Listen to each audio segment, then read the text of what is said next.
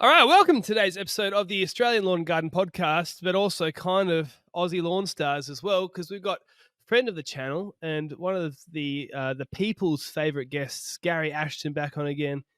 How you going, Garry? G'day. Yeah, I'm doing awesome. How are you, Luke? Good. Well, we're just getting a bit too silly there. You've got your Walker mug that you're drinking out of, Yeah, I'm drinking a iced mocha. and true to brand, I'm drinking a Pepsi Max out of a MoMaster stubby holder. So, We almost couldn't tell if that was Pepsi Max or Coke Zero there. oh mate, I'll tell you. Look, I'll give a little peep show for the people. There you go. Hey, I've been drinking vanilla Coke Zero at the moment, and I quite dig it. I rate that better than Coke Zero. Coke is good. Coke Zero just doesn't come up to standard to me, in my taste buds. So there's two favourites for me. One is the vanilla Coke Zero, and the other one is the Pepsi creaming soda. Really? Yeah, love it. Well, that's the end of that podcast. People, thank you for listening. There comes my double chin. No, so we did this episode a while ago, which is Garry versus Luke, and people liked it. We did. You were the fifth guest on the podcast. I think I was an early guest on your podcast too. Yeah, you were one of the earliest. I think I did Ben and then you, wasn't it? It was something like that. But I think, you, anyways. So both been on each other's podcast multiple times, and every time people like it. And what this is about is we have topics that we're going to talk through that are kind of pet peeves or passionate points, or I've run out of P's to alliterate with. I started on a roll and then my talent just lost. I ran out of talent. So we could find a few more P's that are not on the okay words. Yeah, sure. Talking about that. Well, we started recording before things got too nuts, too crazy. Good idea. Keep it anyway, so I'm just going to talk. We're going to talk about there's a glyphosate court case going on in Australia right now. We're going to talk about Ego versus Greenworks. We're going to talk about biased reviews and honest reviews and the controversy around certain posts that I may or may not have put up on the interwebs. You're not controversial. We're going to talk about. Everybody loves me, Garry. No one's ever said anything that they didn't like about anything I've ever done in my life. That's it. Yes, we're going to talk about live events coming up. We're going to talk about Garry's dressing habits on the weekends. A bit of cross-dressing there, apparently. Oh, no, that was the private. Oh, gee, I just let that. No, that was a joke. That doesn't happen. That was just for anyways, private webcams there. Yeah, I get confused if it's the private webcam or if this is the public one, Garry. Sorry. That's it. Well, you can tell I've got my nice crisp video footage coming through here, so it's better than what you get if you're paying for it. Gee, so a payer that goes down in quality. I'm getting stitched up here. Anyways, let's get into the actual topics of the podcast. Glyphosate court case. We talked about glyphosate last time around, and not that we were experts, but since then there has been a class action lawsuit against Bayer, who now own the Roundup name, and there may be a conclusion to that this year. Sometimes. Fingers crossed. Were you aware of that? Were you aware of that case? Look, if you see me looking down right now, I'm sitting here on my iPad Googling glyphosate Australia court case, and it's an ABC article that comes up. I think that's the one you had, right? There's a few of them. So I've got the one from the 18th of Jan, which is the most recent one. Is that one? That's what I've got, 18th of January, 2024. Well, I'll give a synopsis, and then we can read a bit of this. But basically, there's a class action lawsuit. Actually, it's right here. From the smallest backyard to the biggest field of grain. If you're a gardener or a farmer, you've probably used glyphosate. It's the weed killer that transformed agriculture, paving the way for farming that is gentler on the land. But now an Australian court is set to determine if glyphosate can cause cancer. The federal court has heard closing submissions in a landmark lawsuit involving more than 800 people who claim that the herbicide Roundup and its key ingredient glyphosate is carcinogenic for humans and can cause non-Hodgkin lymphoma. That's a great summary of the whole situation, really. So very interesting. And I the one of the things I'm really interested about this is when I had Professor Jim Prattley, on to talk about glyphosate, agriculture professor, he mentioned that it was his opinion and his view that the court cases that went through in America against glyphosate would not go through in other legal systems. I don't understand their legal systems, but apparently he was saying that there's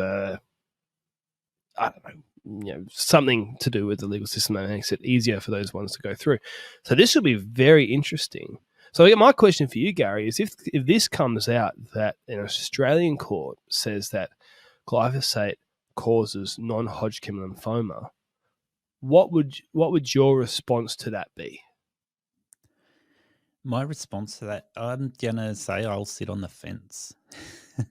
It's an interesting one, Luke, because if you've listened to your previous episode where you talked about this, and you listen to anyone doing ChemCert talk about it, and you have a look into the nature of glyphosate, people say that the nature of glyphosate is not carcinogenic. It has a toxicity level, but it's not a carcinogen, and they're two different things. So for this court case to be successful, they've got to prove, well, maybe they don't. You tell me. But if they prove that it's carcinogenic, then they'd win the court case. If they make a claim that it's carcinogenic, does that mean that Bayer has to prove it's not carcinogenic? I don't know how you prove and disprove this stuff. And I'm not casting doubt on anything. I just don't know how, because one of the things that is correlation, there's causation, right? And even now, I'm kind of stepping into areas of like as if I'm an expert. But that's a dirty word. Expert or causation? No, correlation equals causation is a dirty word. No, well, that's what I mean. So like you can have things correlate. I actually saw a funny meme it was a comedian who had found things that correlate perfectly, but have no reference whatsoever, right? Yeah. And it was like I can't remember exactly what they were, but they're ridiculous. And it was like the style of doors installed in homes, right? A certain styles increase, and then say the deaths on the road in a certain suburb of Canada or something like that. They weren't the two examples, but he had found things that were ridiculously different, but had the same sort of a graph of increase and decrease over a 10-year period. And it was kind of he was joking about it and pretending it was serious or something like that, and that was the joke. So correlation doesn't equal causation. So what we talked about is there may be more non-Hodgkin lymphoma cases in farmers growing with the growth of glyphosate use. But also, what else has grown? Has it been that there's more of a different fungicide being used as well? Is it that there's more diesel fumes being breathed in? And I don't know. I think there's like that correlation is really what's undoubted or what is really pointed at from one side. But the causation side, and I'm not a scientist, so I kind of get a bit like you kind of still don't really know what to think. Yeah, well, another classic correlation versus causation case I've heard of is a certain population that is known to eat a lot of ice cream is also known to be a little bit more overweight. And it's like, well, you know what? The correlation is there, but the claim might then go, well, if you eat ice cream, you're going to be fat. I see what you mean. If you eat a lot of ice cream and you don't exercise, you'll be fat. Yeah. But just eating ice cream doesn't necessarily mean you're going to be fat. Yeah. So there's other factors there, like people who eat a lot of ice cream might also eat a lot of cheese. Yes. I mean, they both taste great, so there's a perfect correlation with that, I would say. Yeah. I want to try to find a part of. I'm just googling at the same time, and I'm terrible at googling and doing everything at the same time. But one of the things that I saw early on was that I want to find this.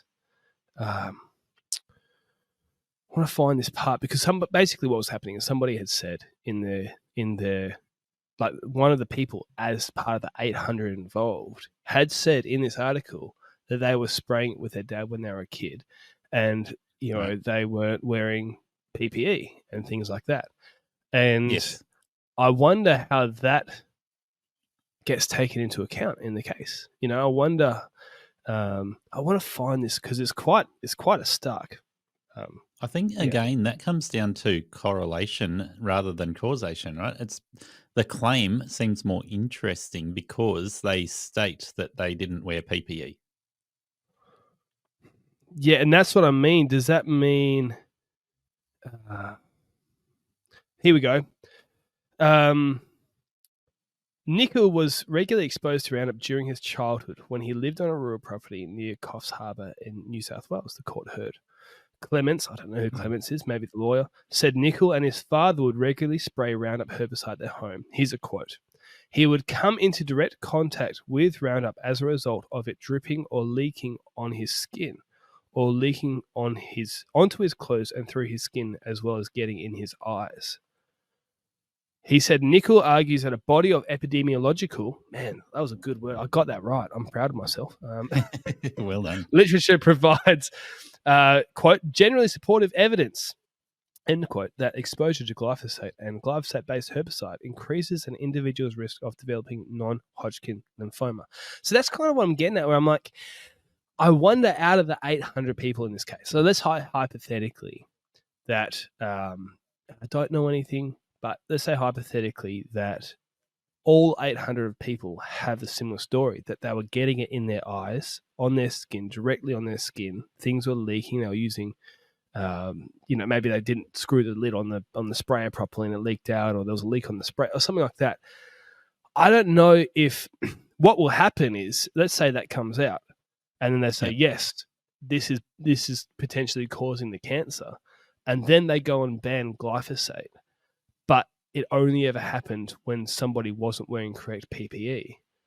That would be really strange, because what would you do with the rest of the herbicides then? Because herbicides, you should be wearing PPE.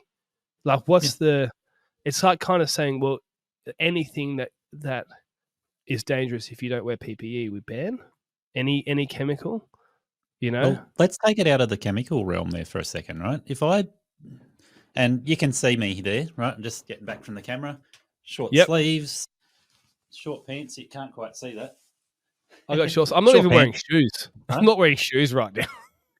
I'm in my warehouse. If I was to make a claim that my personal protective equipment was not up to the task and I got skin cancer from the sun, who can I sue? The Lord himself. I think that's the only option. I can't sue the clothing manufacturer for providing me with short pants and short sleeves. And because Monsanto or Bayer is a large multinational conglomerate that looks evil, we want to sue them. And you know what? They may be evil.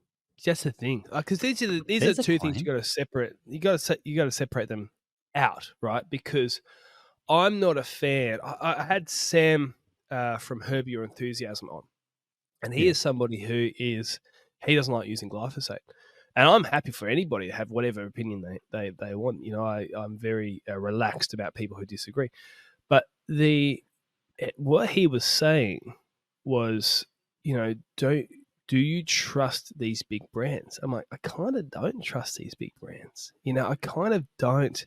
There's a lot of history of big companies, like cigarettes is probably the most famous one.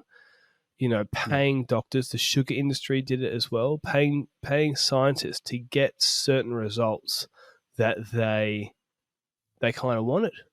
And it's happened before. It could be happening now. But then there's also the APVMA, which is the Australian Pesticides and Veterinary Medicines Association or something like that. But anyway, they're the governing body that decides how these things are categorized and what PPE is required. Right. Are they, what's the word, dodgy, biased? Are they getting paid out? But but that's what I mean. It's a government agency. So if it is a government and they were totally neutral, I'd be happy, and I believe they are. I don't have any reason not to doubt that. You believe a government agency to be neutral. You're obviously not living in America. Do you know, for the last few months, I've been working on a course to help people start and run a successful lawn mowing or gardening business. I've had a lot of questions over the years from people asking for coaching or asking for some sort of advice, and I'll help out as much as I possibly can. But at the end of the day, there's a limit to how much you can write in a comment, and I don't really have the time or skill set to do coaching. And so we've made this course from scratch. It's 47 lessons, over 6 hours of content. It is not a short little course that you can get done in a weekend. And also the price reflects that. But if you are somebody who is wanting to get into the industry from a different industry, or you're somebody who is really great at gardening, but maybe you need some help on the business side, I think the value for money is off the charts. I honestly think that if I had this course myself when I was first starting out, or even in the first few years of business, it would have saved me years and years and years of heartache and mistakes and pain, because a lot of us were making the same mistakes that I was making all those years ago. And it can be avoided. If you are somebody who that sounds interesting to you, check out the link. Oh, I should also say there is an exclusive group as well. It's not just a course. There's a group. You have conversations, ask questions, all that sort of stuff. I want it to be as helpful as possible. I want people to succeed in business because I think small businesses are awesome, and I think the gardening and lawn care industry is even better. So if that sounds like it's of interest to you, there's a link in the description. Check it out, and I'll see you there if it is the right thing for you. Anyways, let's get back into the podcast. It's official. We are doing a live podcast tour across Australia this winter. That's right. I'm packing up with the family, bringing the kids along, and we're driving through Australia, and we're going to go to lots of different places, interview people in situ, where they're from, ask some great questions. And you know what? We're going to do live events, and you're welcome to come. Now, there's some details that are going to come out in the future, but if you've got any ideas, you've got anything you want to say, hey, you should get this person on, or you should do this, or you should please come to my country town. I know it's small, but we can get enough people. I'm happy to go, because we don't need big crowds. I'm not looking for necessarily big crowds. We're just looking for a good time. Anyways, send me a message if you want to get part of that conversation, either in Instagram or LinkedIn. They're the places I check the most. And do you know what? I hope to see you on the tour. I'll let you know when we got some event dates and specific things going on, and the people who are supporting it, because it's not happening in a vacuum. There's a lot of cool stuff happening. Anyways, I'm not going to talk. I'm going to talk too much if I share too much information if I keep going. Get in contact, Instagram, LinkedIn. I'll see you hopefully in the live events, but definitely back into the podcast. I believe I have more reason to believe a government agent would be neutral compared to a corporation. But then again, some of the governing bodies that make decisions are actually industry-paid governing bodies rather than government bodies that make those decisions too. And I think this is an interesting topic. We're going to segue over to another topic soon, but talking about, can you actually trust yourself and your own opinions to not be biased? Yes. Do you even exist? Is this all a figment of our imaginations? Well, let's keep talking about this situation with Monsanto. Okay, hold on. This is I just googled something really quickly. I googled where does the APVMA get its funding, and on the APVMA website it says the APVMA is funded by fees, charges, and levies imposed on the industry it regulates. Applicants pay fees to the APVMA, can evaluate the applications, and registrants pay a levy based on the wholesale value of the chemical products sold. So there's probably 4 companies in Australia that produce their own version of Roundup. They have a glyphosate product. Mm-hmm. Which one has the deepest pockets because they're the one paying this governing body the most money.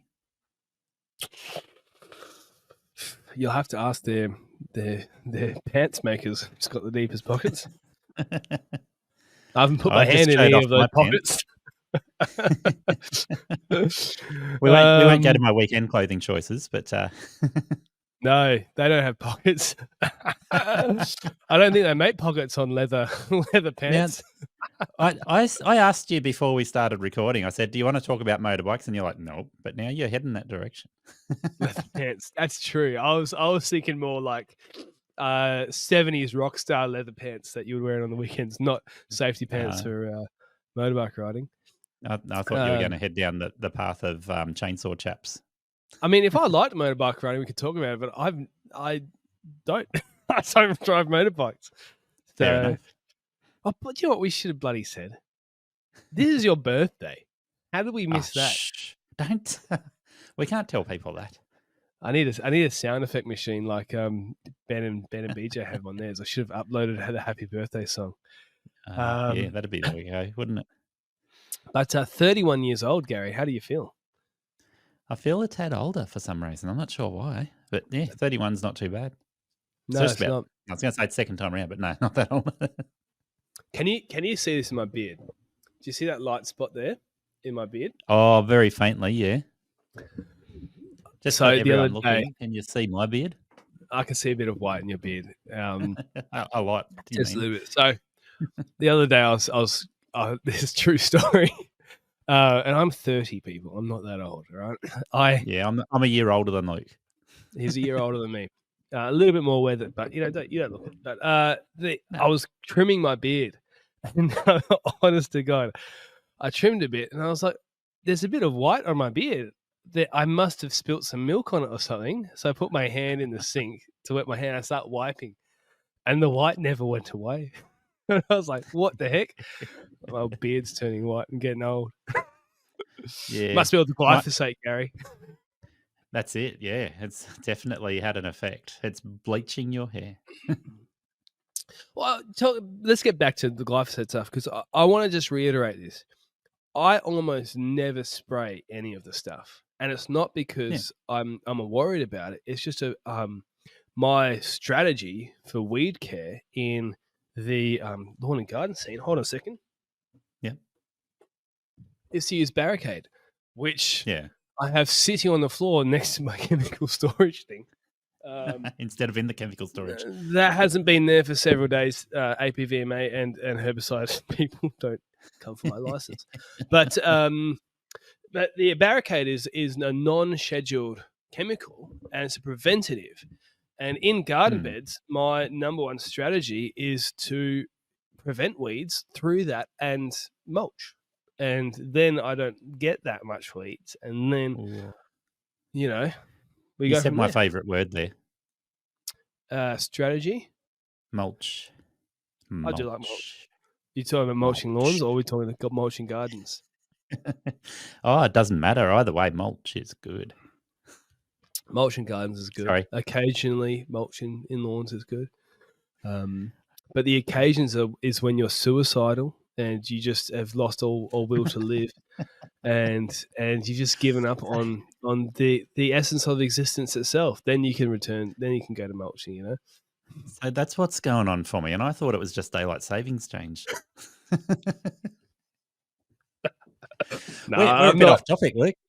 We are. I mean, we're just waffling. Unlike us, we're very good at staying on track. What are you talking about? Anyway, you go. This is what happens. This is why Ben and BJ go off topic so much, because there's two of them distracting each other from the real topic. So before I started talking about my clothing choices, the reason I raised that is because the sun is carcinogenic. Sunshine. You work outdoors, you're in a carcinogen. What do you do about it? Do you sit there and sue somebody, or do you choose to wear your PPE? Do you choose to put sunscreen on? Or do you go, oh, you know what? I'm going to ignore the risk. Well, it's on you. You make that choice. I've kind of ignored the risk, if I'm honest. I don't do much. Well, you can see what I'm wearing. Yeah, I mean, I wear a big hat, but when I was a young whippersnapper, because I started my business at 19, I reckon from 19 to 24, the entire thing about death was not even on my radar. And then last week, when I was shaving my beard, I realized, sorry, I listened to a life insurance ad through something after that beard episode. And for the first time in my life, I considered life insurance. Well, you said something else I like there. You wear a big hat, and size matters. And I mean, if I do a side profile, you can see I've got to have a big hat to cover that big nose.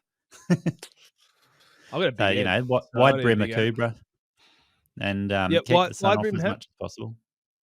People might notice that I've got my in-ear headphones wired to the inside of my hat, so I can plug in something that stops sound. But I don't work full time in the industry anymore, so I'm kind of I work in the industry full time, but I'm not on the tools full time anymore. So I kind of haven't been full time on the tools since early 2020. 4 years. So I guess as the older I got, I would have taken it a lot more seriously. And I do put sunscreen on now and everything as well. But you're right. What I'm getting at is early years, I was pretty careless. And then you're right. Do I go at 50 if I get melanoma and sue the sun itself? Yeah, that's right. And well, I guess this goes back to, do we sue Monsanto, Bayer, or one of the other companies in Australia that sells glyphosate? And I mean, we can. But going back to that question, like, you're supposed to wear PPE, that still doesn't answer whether it's actually a carcinogen. Is it causing cancer, or are there other risks associated with it? And that word I used at the start, toxicity, right? Water has a toxicity level. So things which are safe for you to drink can also be dangerous for you to drink. And so nobody's really answered that question about glyphosate. Is it safe? And if it is safe, at what level is it safe? And if it reaches a certain level of toxicity, it may possibly also be carcinogenic. Well, we don't know, do we? I sent this reel to a friend the other day. It was a meme. He's a bit of I don't like using the word conspiracy theorist because it kind of comes with the baggage of idiot. He's not I've got an a few idiot. friends like that. Yeah. But I'm a bit of a conspiracy theorist sometimes. I mean, idiot, but sorry. No, go ahead. Okay. I'm also a bit of an idiot sometimes. Everybody who's got a close relationship with me will tell you that. But no, so he's I've known him since school, and we don't see each other all the time, but we get along. And I saw this reel which summed him up so well, which was basically that it was a guy talking about how he's suspicious of the fluoride in his water, right? Yeah. But he will also down 8 hot dogs in one sitting. And I was like, that's golden. Oh, sorry, it was 8 hot dogs in one sitting whilst smoking a pack of cigarettes. And I sent that to my mate, and he was like, that is me to a T. Like, he drinks filtered water because of the stuff in the water, but then he also smokes cigarettes.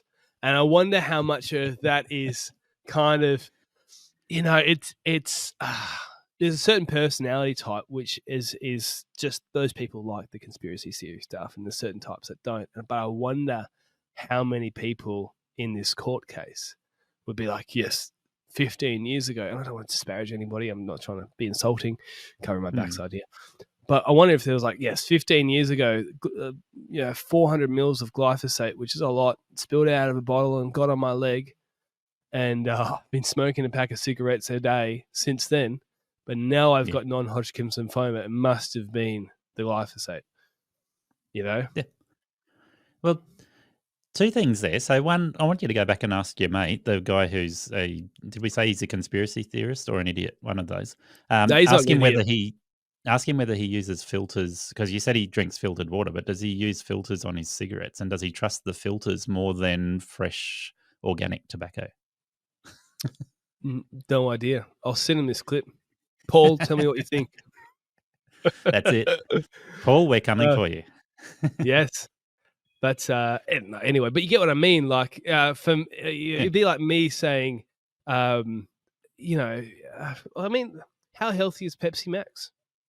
How healthy is a lot of the things we eat? Come on. Hey, I've got something on that. Pepsi Max. It is good for you. right? Okay. I mean, So I'm open to anything that says Pepsi Max is good. Confirmation bias.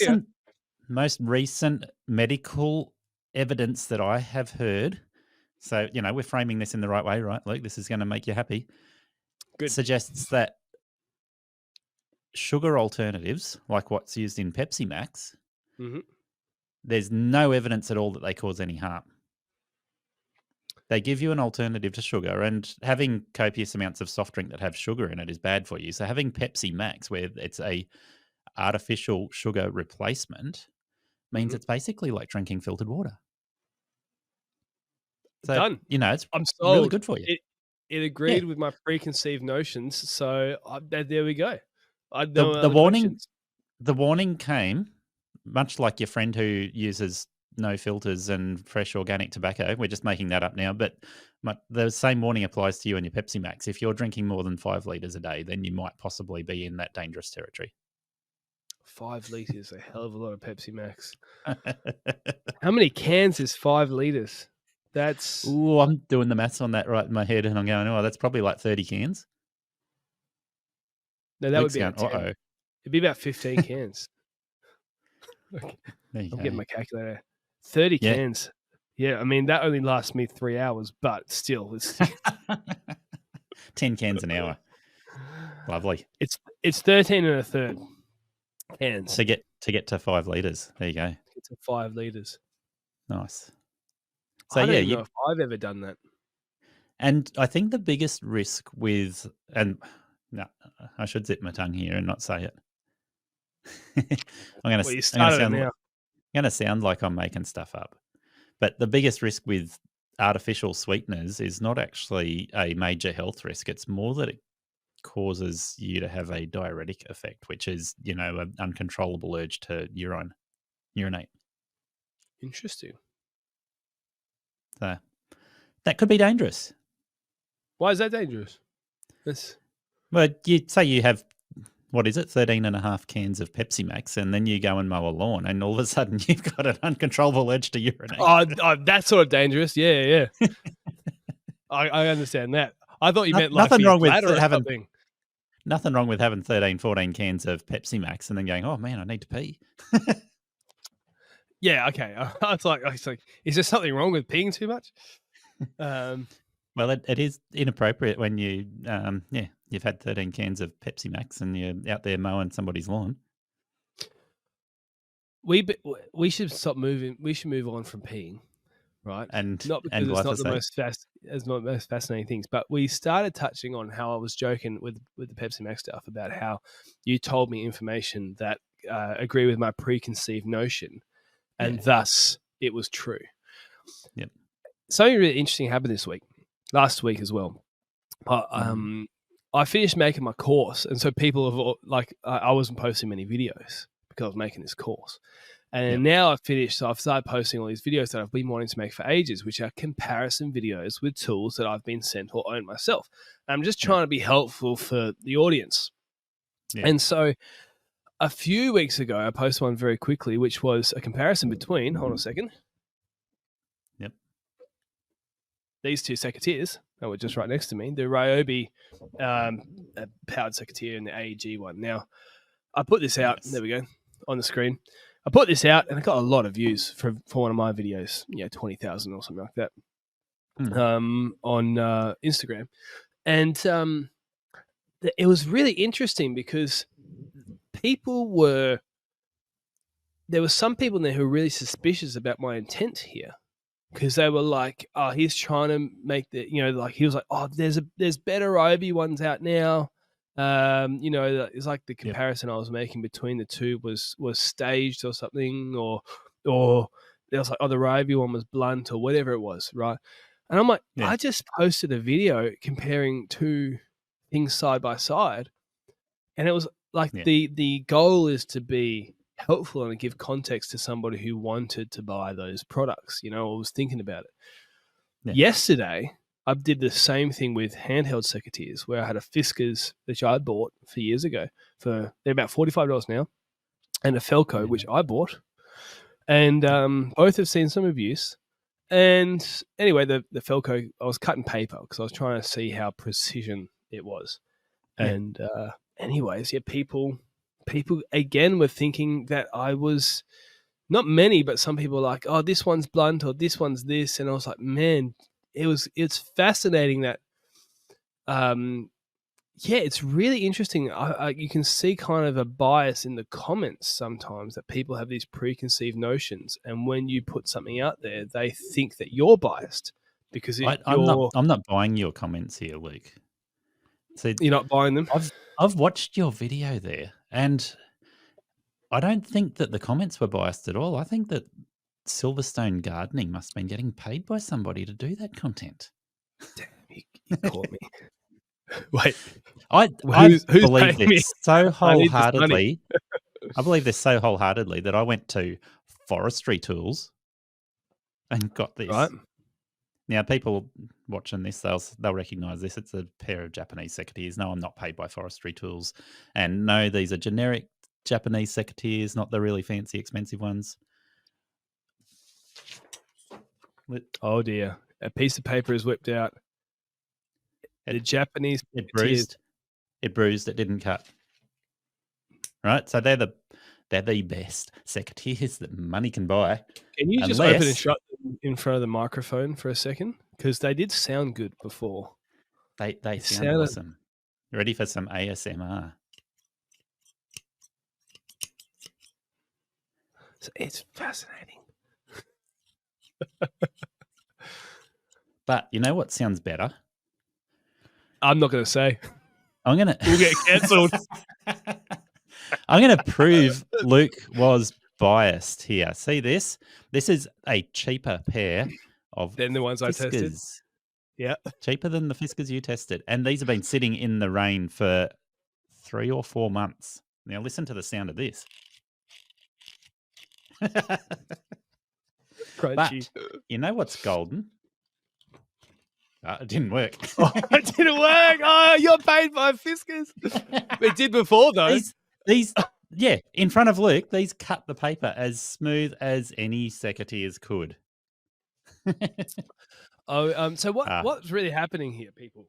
That I was trying to show on the camera. So I bought these Felcos, and there's a little gap formed between the blades, and that's why I didn't cut the paper.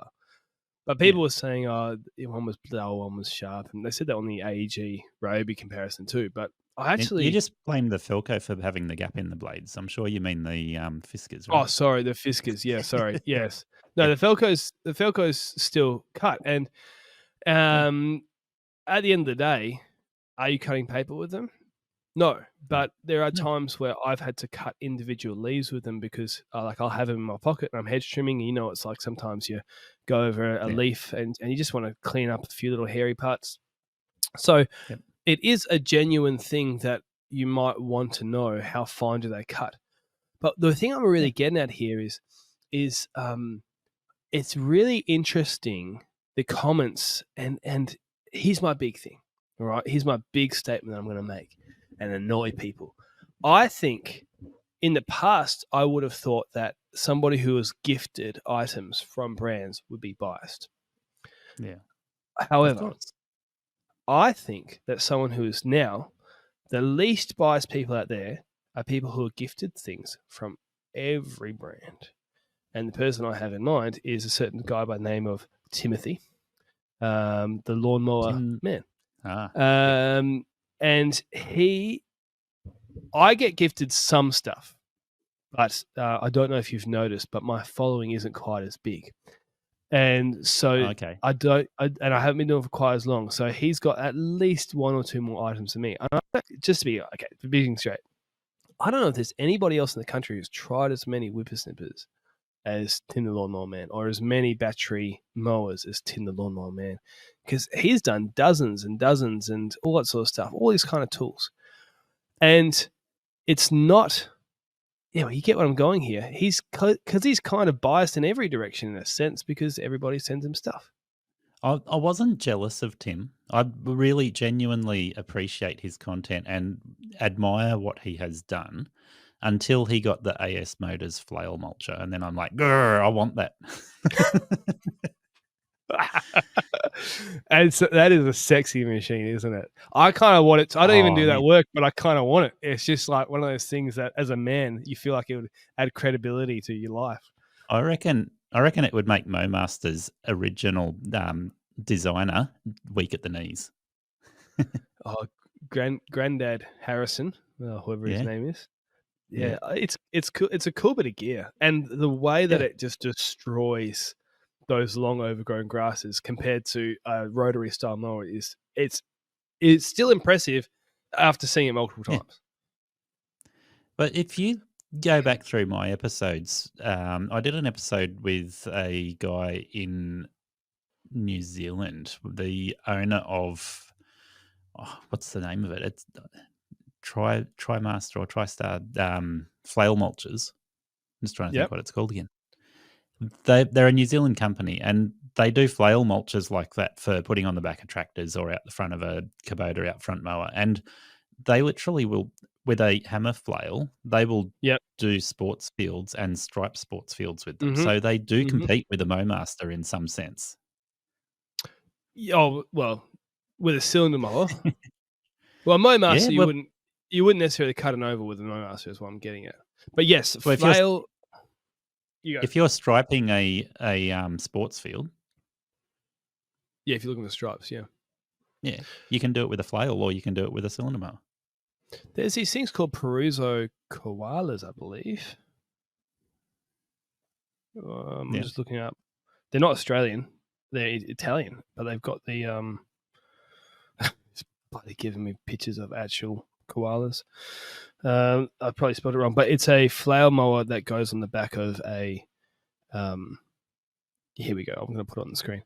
It's a flail mower that goes on the back of a tractor that has also got a catcher on it. And I have actually considered, if I can just get this on the screen, I've considered purchasing one of these at different stages, but I can't justify it because ultimately I don't even have a tractor yet. So the cost of me to do it all.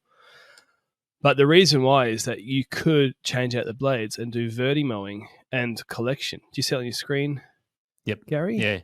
Yep, I do. So you can do verti, and they have ones that have high lift dump. There you go. You see that? Yeah. Yep. And they're very impressive what they're capable of doing. So it's incredibly versatile. There you go. Look at that. Cutting down that long grass there. And I'm not sponsored by these guys at all. In fact, I would like to be. And I'd like, Peruso, can you give me a reason to be biased, please? I would like. Peruso looks like they're an Italian company, Peruso.it. Yes, and the company I was referring to, I just double checked and looked it up. It was Trimax Mowing Systems in New Zealand. They're the ones that do the massive, big, wide area flails and also specialty ones for doing sports fields. Yeah. Not shopping, bloody. There we go. Oh, these big boys. Oh my goodness. Yeah. And they will literally do massive big stripes with those things because that's a wide stripe, isn't it? Mate, that is a wider stripe than I've ever got on any of these. That is. I mean, that's something. Again, I'm just going to click on this photo. I'm going to describe it for people. There is 5, probably what would be 72-inch decks, something like that, side by side. That looks like behind a tractor. 15-20 meter pass. It'd be getting up there, wouldn't it? That's nuts, man. It's making me weak in the knees. Like I said, that's what it would do. Like for MoMaster to look at one of these machines, they'd be like, "Oh man, that's a wide stripe." Where is the width? I'm trying to find it. Here we go. Boy. Cutting width 11, basically 10.4 meters. Yeah, I oversold it a bit. I said 15 to 20. Actually, no. There's different models. 10 meters. 10 meters is still impressive, right? It is. I don't know if there's a bigger one, but 10 meter cut, mate. That's a bit more than I'm getting out of my old Scott Bonner. Yeah, 10's the biggest one they've got. You can get like really good cuts with flails. Obviously, like with everything else, like how sharp are your blades and everything. But that going back to the catching one, because the reason I was interested is the versatility of being able to switch out for like a vertical blade for a verti-mowing or grooming pass, and then catch it and dump off site. And then you can switch to the hammer blades you were talking about and actually mow. But tractors are kind of, it's a bit like the battery system. You buy a battery system, like say you sign up to Ego, and then you kind of get locked into buying all that other stuff that way, like mowers or whatever, because you've already got the batteries. So kind of same with a tractor, in that if you're going to buy a tractor, I'd have to sell the walker because to fund everything, and then you kind of have to get tractors for everything, and then the access points are problematic and all that sort of stuff. But boy, can you get some sexy machines on the back of a tractor, and you can do a lot of work all at once. You can. So Garry, I was going to ask you, what's better, Ego or Greenworks? If you have been going to those big hardware stores, big nurseries, the place I'm talking about, to get your lawn care and some garden care products from, well, at the end of the day, here's my honest take. Whilst there are some good products there, if they are good products in very small quantities and the price is so expensive for a commercial operator, it's just not really a viable option. The cheaper stuff, well, it's cheaper for a reason. If you're looking for a new supplier, I highly recommend the Lawn Shed. They have a trade account. Long-time listeners know that they've been a sponsor for a very long time, and hundreds of people have signed up to the Lawn Shed from this podcast. They are honestly the place that I get my stuff from. It's actually pro-grade stuff used at stadiums. We've talked to different stadium managers here that on the podcast that have used it. It's really high-quality stuff, and they have so much product, so much range that I'm sure there's something that's going to suit you. If you're looking for sprayers and spreaders and all that sort of stuff, there's actually a lot of interesting tools there as well, not just products. Perhaps there's a good fit for you. If there is, jump on the website, sign up, and when you sign up, say that you heard about us through the Australian Lawn and Garden podcast, or you can click the link that's in the description. Either way, that helps support the podcast. And so, look, if you're spending money at those big shops, I understand it. Sometimes it's the most convenient thing possible. But do you know what? Getting that better, high-quality stuff, I have found personally, and this is my honest experience, that the high-quality stuff got better results. Those better results got me more income. And ultimately, it was a massive return on investment, not just ticking a box for a product. Anyways, if you're interested in that, jump on the Lawn Shed, and I'll see you in the podcast. Do you want my honest answer? The point we were talking about before, because this is one of the things we're going to talk about, is this gets heated, right? And there's a lot of, and not necessarily Ego versus Greenworks, but a lot of people, because going back to the second tiers and all that sort of stuff, they've got some really hot opinions on this.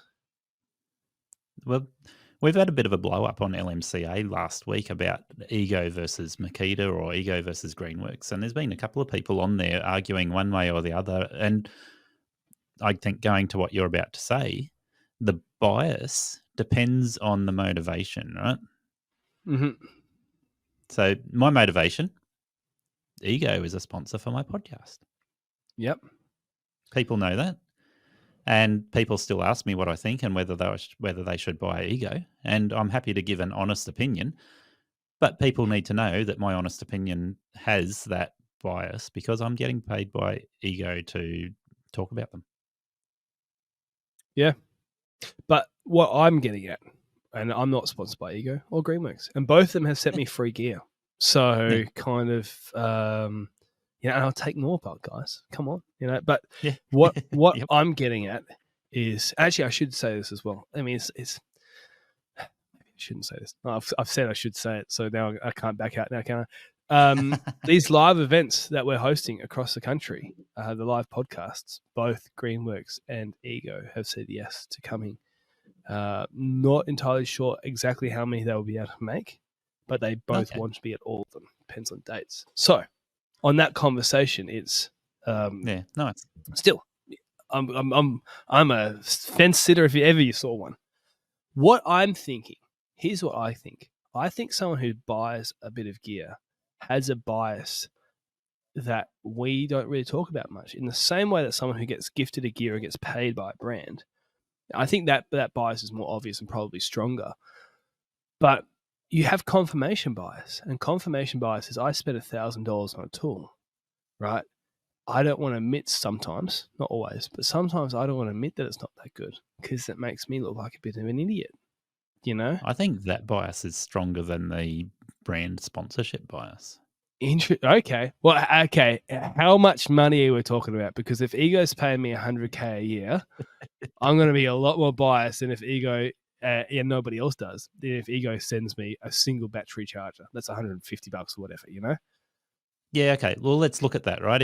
If Ego sends you a single product that's worth a couple $100, then that's not sponsorship. That might be sweetening a deal, or it might be nice for you because I didn't have to buy the product I was going to buy anyway. Yep. But yeah, spending money, putting money in your pocket, $100,000 in your pocket, or whatever it might be. Yep. It's definitely going to be a different situation. But one of the things that comes up there when you're a social media influencer or podcast producer, whatever label you might want to put on it, you have a lot of onus on you to be truthful about those products, regardless of money changing hands or tools changing hands. Yes. Somebody who's put their own money into it and they feel that they need to prove that they made the right decision, or they've got a grudge against that tool because it was clearly the wrong decision, their bias is something they believe to be true without necessarily recognizing the bias, which makes it a stronger bias. I see. Yeah, I see where you're coming from. So you're saying basically that there's because the bias of a sponsor is a bit more obvious, maybe people kind of try and balance that out because it is obvious. So you don't want to be too forthright with it, but it's a bias that you don't notice under the surface. Well, that might be a little bit stronger. Put it this way. When somebody calls me and says, hey, I like the look of the Ego blower, what's your thoughts on it, good and bad points? I am compelled to be as honest as possible with that person. And yeah, there's going to be an underlying bias, right? But I'm compelled to be honest with them. Yep. Whereas somebody who's spent their own money on it, their honesty, which they believe is honest, they've honestly believed that they're being truthful and honest in every way, is very heavily swayed by their preconceived ideas about the product, by the fact that they've invested money in the product, by potentially, if things have gone south, their grudge against the brand for not fixing the problem. Yeah. No, I and see. They believe they're being honest. I'm with you. Because one of the things is, we've all been there in business, right? You're tight on money. And you go online and you look up all these pieces of equipment and all these tools. Let's say you're buying a mower. And then you buy, say, a Honda HRU 216 from a few years ago when they're having the gearbox problem. And you spent your $1,700, whatever it was, on it. And then maybe you saved up for a while because you're new in business. And the old secondhand mower you started with is starting to cark it. And you get this mower and it keeps having gearbox problems. Yeah. I would be frustrated and I would get turned off that brand and I'd be like, Hondas are rubbish and I'm never going back there again. Yep. But maybe you just bought a dud and it's not your fault you bought a dud, and Honda needs to have some accountability for that. But also, it might not be a true reflection on the HRU 216 series as a whole. And maybe there's a bias there because of a hurt, which is a genuine hurt. And I would sympathize with anybody in that situation, but it's not. We can't say that person has or is a completely objective viewpoint. Well, let's look at some factual information around the Honda HRU 216. It is the most popular mower choice for lawn mowing contractors in Australia. Mm-hmm. So that's not saying it's good or bad. It is like single-handedly the most popular product purchase for any lawn mowing contractor in Australia. And outside of Australia, there are other Honda mowers which rate really well, but the Honda HRU 216, it's the most popular one in Australia. Because it's the most popular and it's therefore really highly sold, there's a lot of them out there. And there's a lot of variations over the years in terms of the model numbers and various different changes they've made and iterations, and then problems that arise, like the gearbox failing. Mm-hmm. That means that when somebody asks you which mower to buy as a contractor, 99% of the time somebody's going to say the Honda HRU216, whether it's the best product or not, just simply because everybody knows that's the product. And so you're talking about... Sorry, you go. Yeah, and then after that, you're almost guaranteed to have somebody say, "Oh, the contractor mower is the best product, the Massport contractor," and somebody else is going to say, "Well, the HRU216 is definitely a terrible machine because I've had a problem with it." Yeah, it's a positive feedback loop. So. Yeah. So let's say, Garry, I'm getting into business and I say, "Hey, Garry, I just want to make sure that, I'm buying the right equipment. What do you use?" And you go, "Well, I use a Honda." I don't know what you use, but let's say you used a HRU216. So you go, "Okay, I buy it." And all you have to do then from a mower perspective is not cock it up. You know what I mean? Like, all you have to do is not fail, because if Garry recommended it, my mate who's been in the industry and I'm brand new, and it works, well, then why would you ever move on? That's why I bought Stihl for so many years. The reason why I bought Stihl is my dad had Stihl stuff. He had a KM55 or whatever it was back in the day, the more residential one. That's what I started my business with. And, I had some combi heads and stuff, and I bought a hedge trimmer, which has received many abuses, including being driven over and stuff, the attachment, that is. But I still have it for sentimental reasons. But, like you buy this sort of stuff, and then you're sort of in the ecosystem. And I personally never had a negative experience with a Stihl product to the point that made me feel like I needed to leave the ecosystem. But I couldn't sit here and say that the best products in the world are Stihl products, because I have not tried all the products in the world. It's just kind of like they reached that 8 out of 10. Excuse me. They reached the 8 out of 10. And if they were 5s out of 10s, I would have moved on. If they were lower, you would move on immediately. You would never buy another thing. But they just kept, but now I've used other tools and I'm like, oh, my mind has been opened. I have been awakened. And I don't believe that that's the best thing. Yes, I have an ego. No, but like there's certain things, like to move on from, not just talk about ego, but Greenworks sent me a telescopic hedge trimmer. Yeah. And the reason why is I'd never considered to buy a telescopic hedge trimmer before in my life. And then I use it and I'm like, this is a 1% tool in terms of most of the market's not cutting tall hedges like this. But I used to use the combi with the extension poles and I was like, this is better in some ways. It's just the fact that it's telescopic, because you can adjust it to a certain height, which means that you don't have to, where you got an extension pole, you got to lift it up a meter or down a meter, whatever and you got your arms in these awkward spots.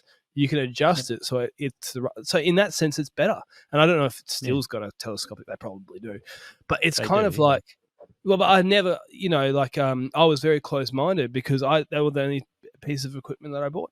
And so I've got that preconceived idea about a telescopic hedge trimmer that it's going to be too heavy, and I don't want to have a heavy hedge trimmer, so I don't go for one. They are heavy. Yeah. But so those preconceived ideas form a bias, regardless of whether we want to admit it or not. Yeah. And I think it's worthwhile for you to talk about your experiences, about why you never did that and why you have now got that experience with the Greenworks. And that only happens because Greenworks sends out stuff for free to content creators. And so that's the value of the content creator, being able to try things out and with no risk to themselves. It's all risk on the brand, But the reason why it's lighter, it is heavier. They are heavier. But the reason why it's lighter in practice is because you can put the strap around your shoulder. That's the thing I never thought about. So what I've done... it's sitting right here. Do you want to see it on camera? May as well. Let's do that. Go for it.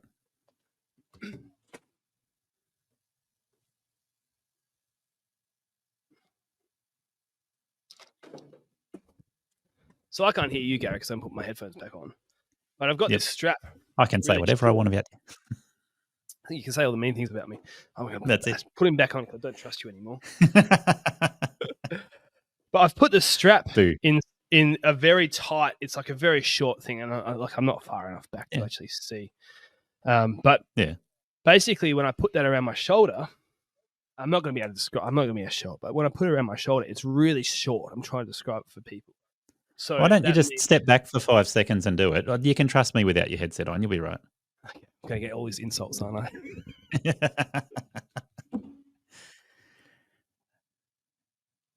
Here we go. So we can see now Luke's got the tool holding it. He doesn't even have to hold it, and the weight is all around his neck and on his shoulder and makes it easy. I can't hear what Gary's saying, people, but I've got this fairly loose, but I can adjust it really tight. So it's like, say it's sitting right here. Yeah.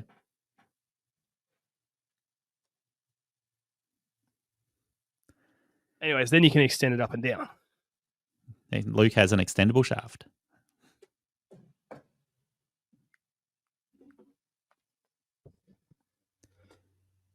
So what I was trying to get at there is I've done these olive trees, right? So not a hedge, but just trimming them to keep them in line.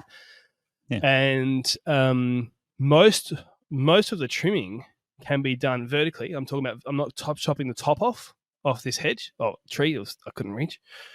They're quite tall. But most of the trimming, I could do 70, 80% of it with that strap around my shoulder. And it's light, you know.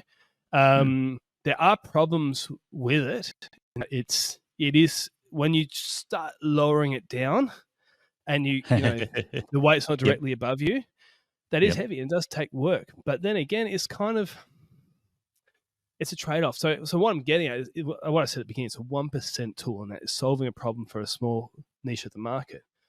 Yeah. But that experience only comes from people using free stuff. And what you would find is if you had asked me a year ago what I would do, I'd be like, telescopic, I don't know, man, just get the extensions. But now I'm like, no, there's a good reason why they make these products and why they sell, because for some people it is the answer.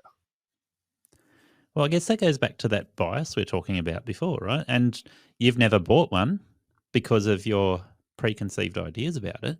I've never bought one either, and I'm not talking about Greenworks, just a telescopic hedge trimmer. I've always gone, no, that's going to be too heavy. Why would I buy it? And if I go back to look at my experience over time, I've been in the industry for 14 years now. And my first experiences were with whip snippers, hedge trimmers, chainsaws, all those handheld OPE products. And I have been the first to admit that I was a Stihl fanboy until I decided I wanted to play with battery gear, and I wasn't happy with Stihl battery gear. I saw a couple of issues that I didn't like. It's not to say that Stihl battery gear is terrible. It's just that there was a couple of things I didn't like about them, and I found the Husky battery gear better. So I went down that path. And then after a while, I started going, all right, some of the Husky battery gear has some issues too. Which ones are worse? Which ones are better? And I'm just like, well, my bias lent me towards, like you say, supporting the decisions I'd already made. Here's something that I want to talk about as well, like just all on this, is how do we make decisions when we're buying gear? I think the way we make it is through, here's how I made it, so I'm not going to project onto anybody else.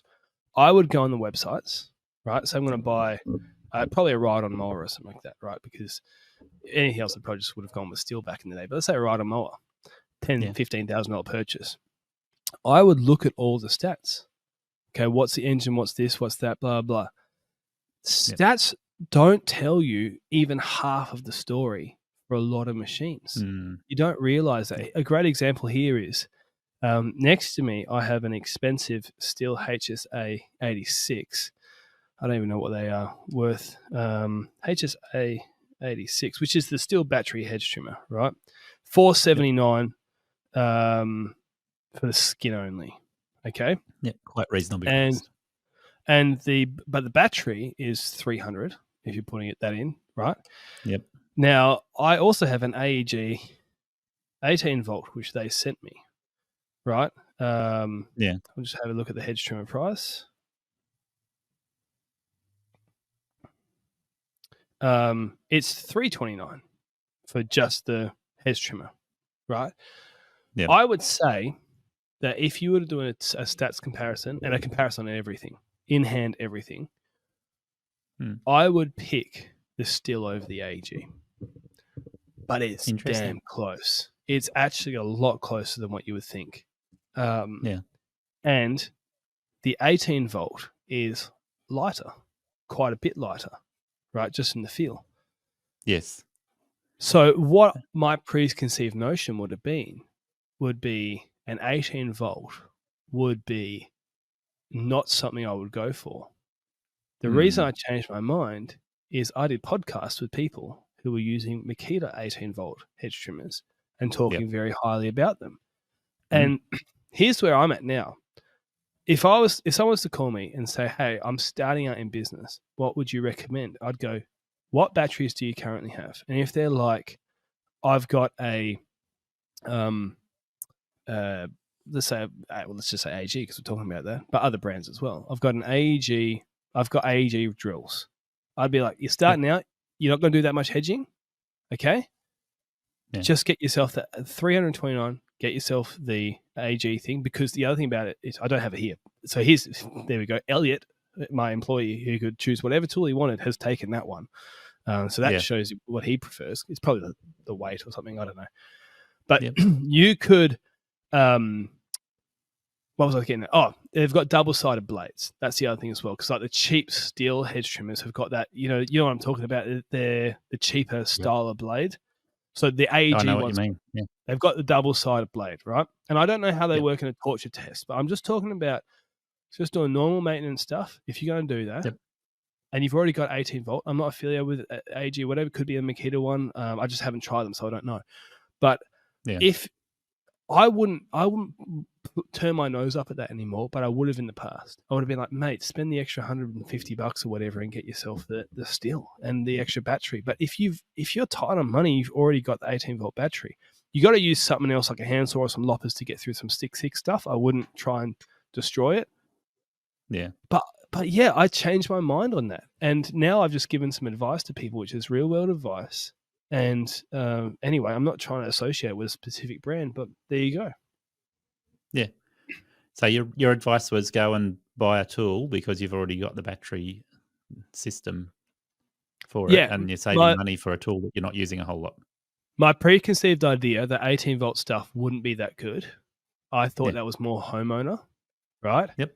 And so here's actually the full truth.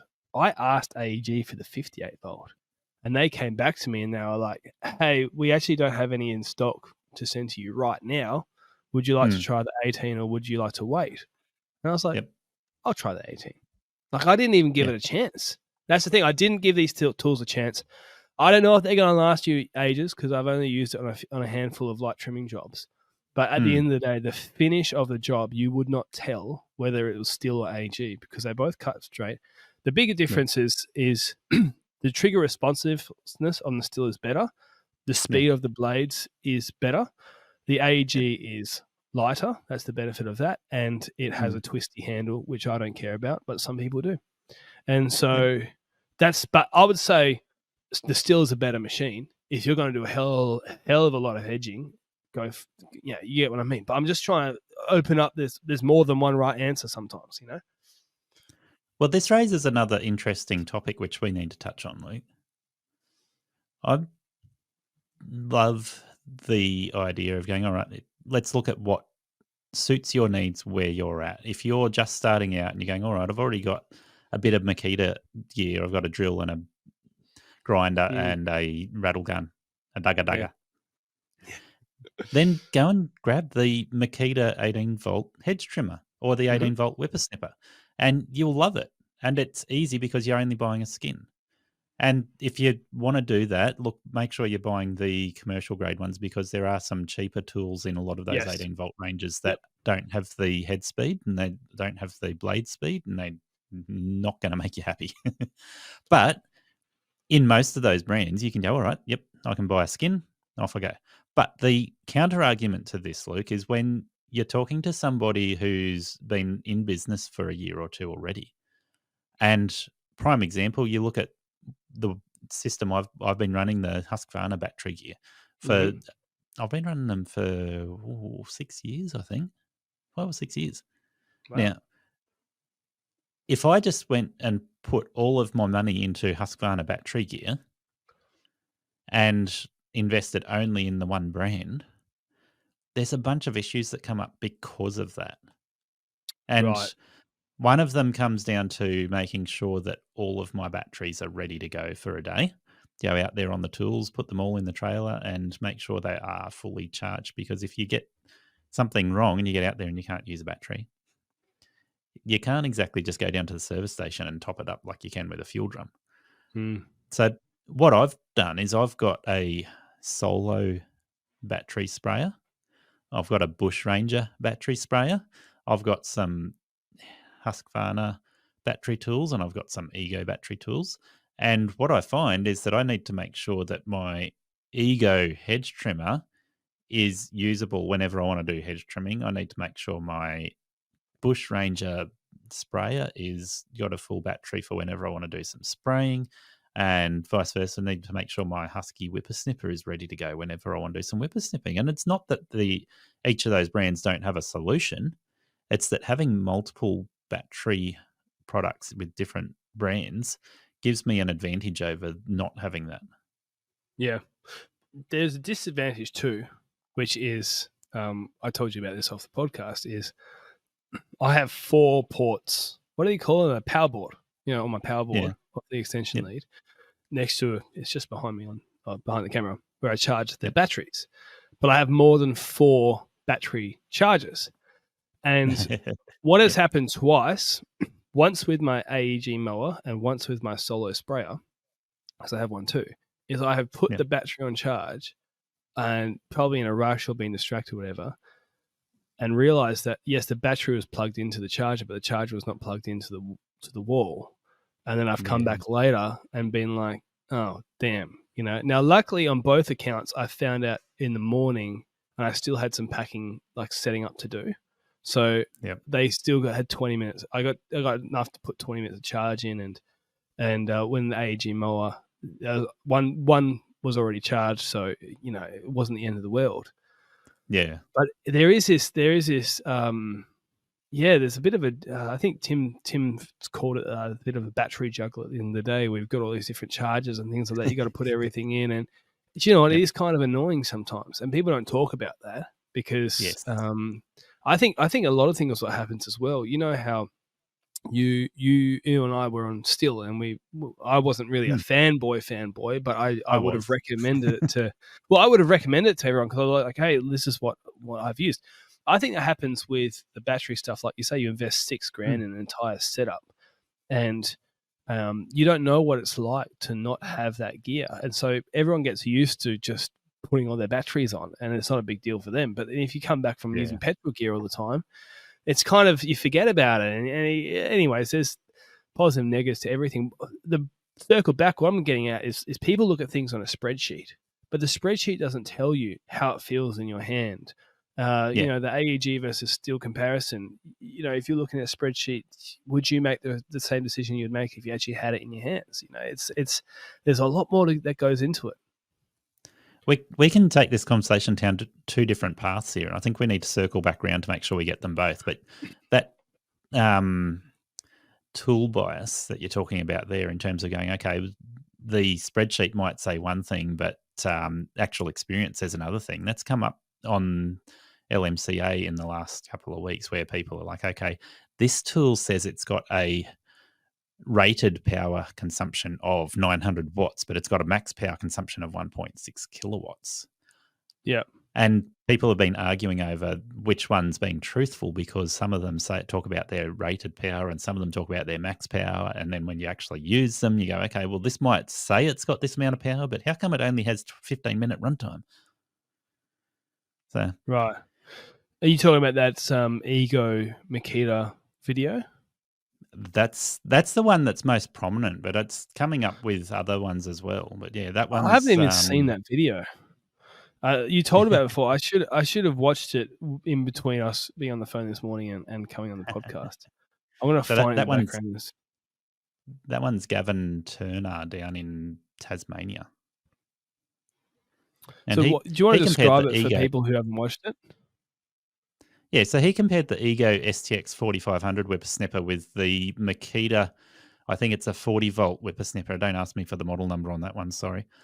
But he he openly said he'd paid for both these tools out of his own pocket, and he bought the Ego first, and he wasn't overly happy with it. So he went and bought the Makita, and he found the Makita to be a better tool in every respect. And one of the things he raised was the idea that the rated power versus max power ratings was not consistent with his experience when using them.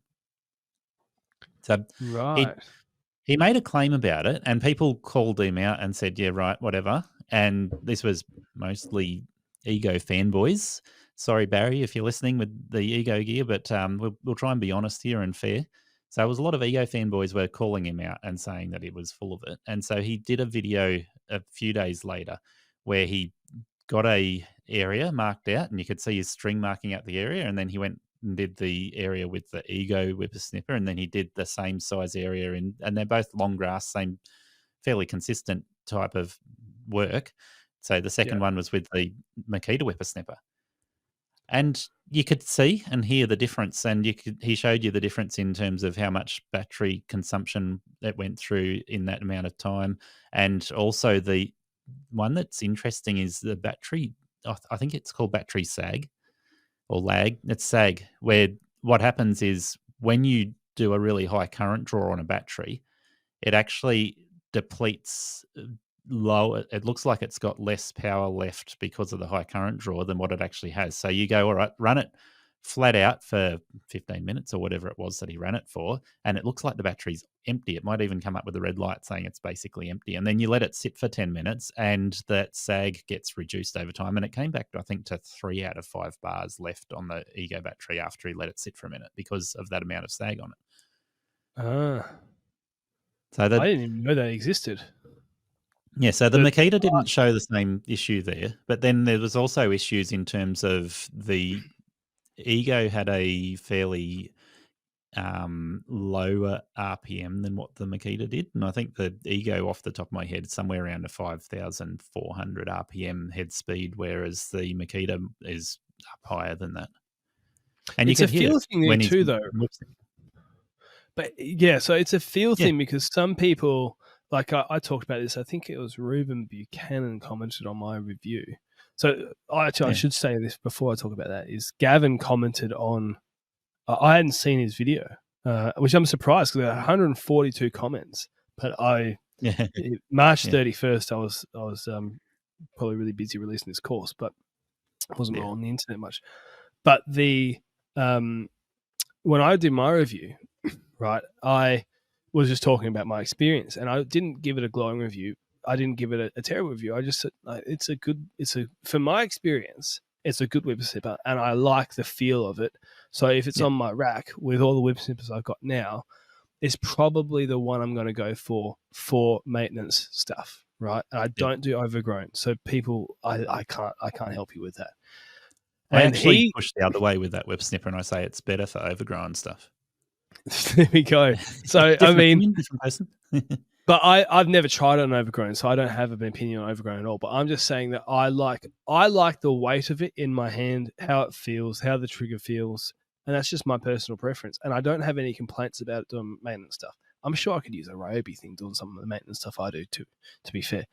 But he commented on my post saying, was this gifted to you or was it something you bought? And the first 10 seconds of the video, I said, this is something that Ego has sent out. And it was an interesting comment because it was like, people are very suspicious. This is what we're getting at. People are very suspicious if somebody was to give you something and they would go, oh, well, you're rating it higher because it was given. But I don't know if it's that simple sometimes. But if you read the comments, like, what do you say? There was 140 something comments on that post from Gavin? 142. I can get some. If you read the comments there is a lot of comments getting thrown back and forth between fanboys and haters and back and forth. And I'm calling them that, right? I'm not sitting on the fence. I'm just saying that some of them are clearly fanboying and some of them are clearly hating. And it's like, okay, the bias is pretty strong. And I'm going to sit somewhere in the middle where I go, okay, let's look at that STX 4500, the Ego whippersnipper. I love that tool. but there are things I don't like about it. And if you compare something that most people will recognise with the petrol whippersnippers, you've got the two main contenders in the commercial market for doing maintenance whippersnipping would be the Still FS94R and the Husky 525 LST. They're both comparable tools in the market, and they're both completely different. So the Still is a higher revving machine. The Husky has a geared head that means it revs lower.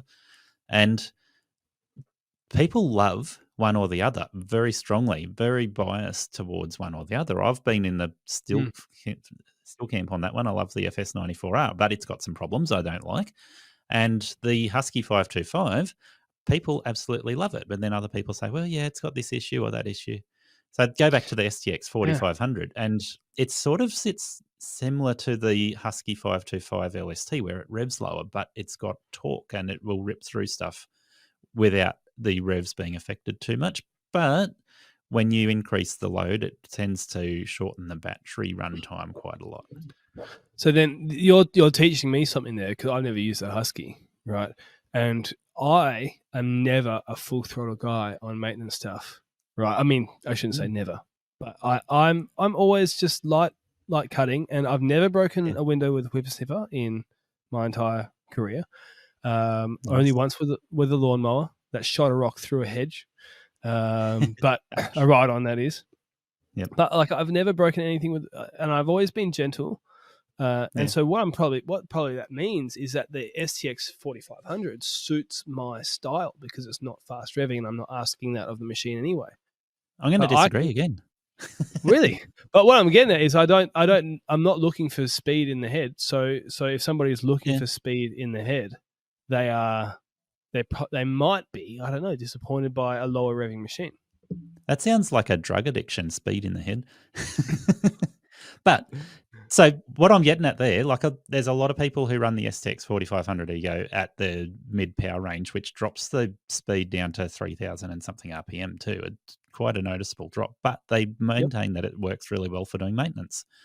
I have a preference for using that tool for doing overgrown work and using the Husky 520 battery whip for doing the maintenance work. And the Husky has a higher revving motor, but less power. So a lot of people complain about the Husky 520 that it doesn't have enough power for doing their maintenance work. And I'm like, no, it's got the perfect amount of power. It's really lightweight. It's got a really long runtime. And the Ego STX 4500 doesn't perform quite in those same ways. It doesn't have the high speed. It has a lot more power, but it doesn't have the high speed that I like. And it doesn't have the long runtime as what the Husky has. The Husky gets close to 2-hour runtime. And because the Husky has a really high speed motor in it, I tend to use it as a feather on the throttle and run it lower RPM and then increase it if I need to. Whereas the Ego, because it's got a lower RPM motor in it, I tend to run it at full revs the whole time. Does that make sense? Yeah, but I'm using it on middle speed, not even full trigger. So I must be doing 3 revs per minute and somehow still cutting everything. And it does a really good job, doesn't it? It just keeps on going. It's got a truckload of torque when you're using it at that low RPM. Yeah, I don't look. I mean, I don't think. Here's the thing. I've never thought about it that deeply, and that's why I'm learning things. I just put it in my hand, and then I used it, and I was like, I like this. That's it. Yeah. that's. Yeah. And I'm very simple. In trying out my tools.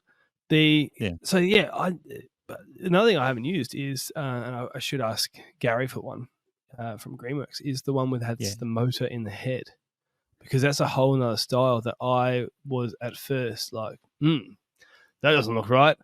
But why am I thinking that? I'm only thinking that because I'm used to having a combustion engine on one half and a drive shaft, and maybe it's the worst thing I've ever tried. Maybe it's my new favorite thing.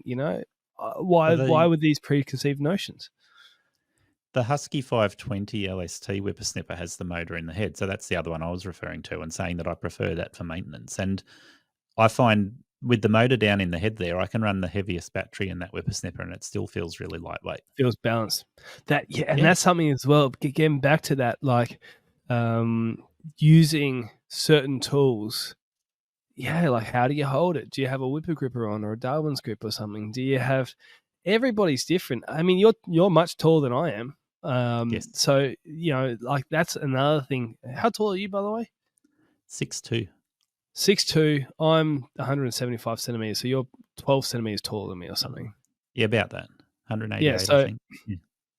Yeah, so there you go. So like that's a huge difference as well. And that might be something that the way that machine balances in your hands is completely different to the way it balances in my hands. And, Definitely.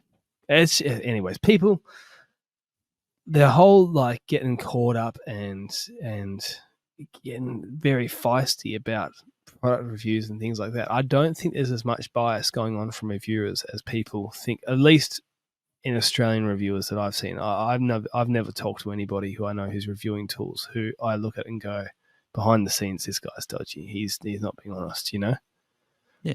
Well, I know people will look at what I say and go, okay, you've done work with Husky, you've done work with Ego, you must be getting paid, you must be doing this or you must be doing that, you must be biased. And it's like, okay, yeah, you can hear what I've just said about the Ego and the Husky tools. I'm not getting paid by Husky, and I have got a sponsorship deal with Ego, but I'm still going to say, okay, I've got a bunch of Husky tools, I've got a bunch of Ego tools in the battery range, I've got a Solo sprayer, I've got Bush Ranger sprayer, I've got different brands, and even though Ego have been an awesome sponsor and I love them, there's still things I love about other tools more than some of the Ego tools. At this point in time, I will say that Ego has the best battery blower on the market. I haven't tested every battery blower, but I've tested a lot. And you've tested enough to... But there's a consensus on that too. A lot of people really love that blower. And so I've never used it. Barry, hit me up. I'm not saying it to be biased, and sure, people can make that claim. I'm saying it because, and like you just said, like I don't say the same thing about all of the Ego tools, but that blower I do. And I've also come to that conclusion with the Ego hedge trimmers, the new commercial hedge trimmers. They are absolutely phenomenal to use. So I love them. Really interesting. There you go. Because they had to swallow a hard pill. Yes, so that's what we were about to say the same thing. You go ahead. You go ahead. Yeah, Ego had to swallow a really hard pill on that because their previous hedge trimmers that they had put out, they did have one commercial one that was decent, but most of their hedge trimmers had a really low blade speed. And when I first started doing some work with Ego, I was like, oh yeah, I'm interested in the hedge trimmers. And everyone's like, don't touch their hedge trimmers, they're terrible. And I was like, oh, okay. So I didn't. I was like, okay, I want to know when you've got a decent commercial hedge trimmer, Barry, tell me. And they've delivered. There you go. Because I demoed one, right? That the local lawnmower shop. This is a couple of years ago, and this is I don't know what model it was or anything, but same thing. I was like, this is slow, and I just can't. Yeah. It's painfully slow. It's not like when I was talking to you about the AEG before. If you hold the AEG and the steel side by side, you will notice that the AEG is slower. But you don't. If you would just pick it up in a vacuum, you'd be like, it cuts. It's fine. But yeah, so I don't know how much slower it is, but it doesn't feel like, oh my goodness, hurry up. Let's talk some numbers. So in the commercial market, a SPM is what they rate it. So it's cuts per minute. Don't ask me how SPM equals cuts per minute, but it does. The commercial range that's acceptable is above 3,000 RPM, and I think it's about 3.2 or 3.3, and up to about 4,000 RPM or SPM, sorry. And so the new Ego hedge trimmers are up around the 4,000 SPM, whereas some of their older ones were around 2,000 SPM. Oh. And the comparable tool that I've used for a long time, and I have used and abused this and still love it, is the Husqvarna short pole hedge trimmer, and it's up around off the top of my head, I think it's 3,600 SPM. Okay. And so going from that to the Ego, it's like, yep, it's a competitive tool and it's a great tool and I love it. And the Husky was awesome, but I've used and abused the Husky so far that it is no longer operational. Right. I'm trying to find Yeah, if you find their older residential models, you'll find their SPM is down around 2,000 or somewhere around that. It's not great. Might be even 2,500.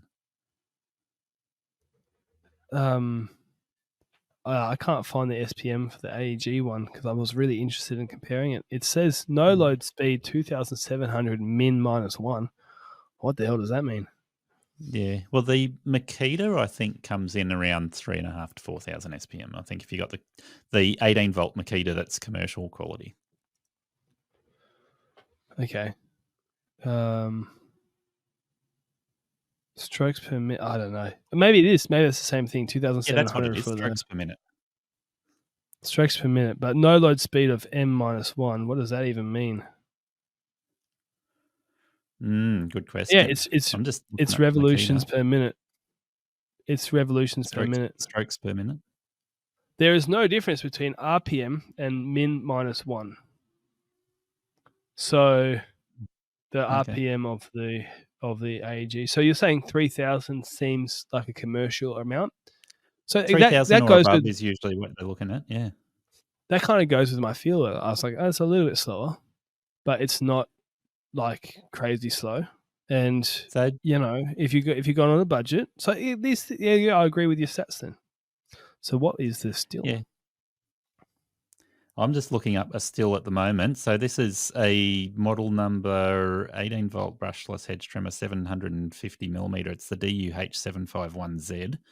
And the no load speed, high speed is 4,400, medium speed is 3,600, and low speed is 2,000 SPM. Right. So that's fast. Yeah. And that's an 18-volt Makita. Makita. Right, there you go. So that's why people rave about it. It must be like way faster than 4,400 SPM on the high speed. It is phenomenal. And even on the medium speed, 3,600 is still competitive with most commercials. I'm trying to find, I can't find the SPM for the still one. Which still one are you looking at? HSA 86. I'm Googling. This podcast should just be silence as we're just Googling stuff. And can you hear the keyboard click? It's ASMR again. Yeah. It's better ASMR than that cheap set of stroke rate is 3,000 SPM. Apparently. What did you say it was? 3,000 what? SPM. 3,000 even? Yeah.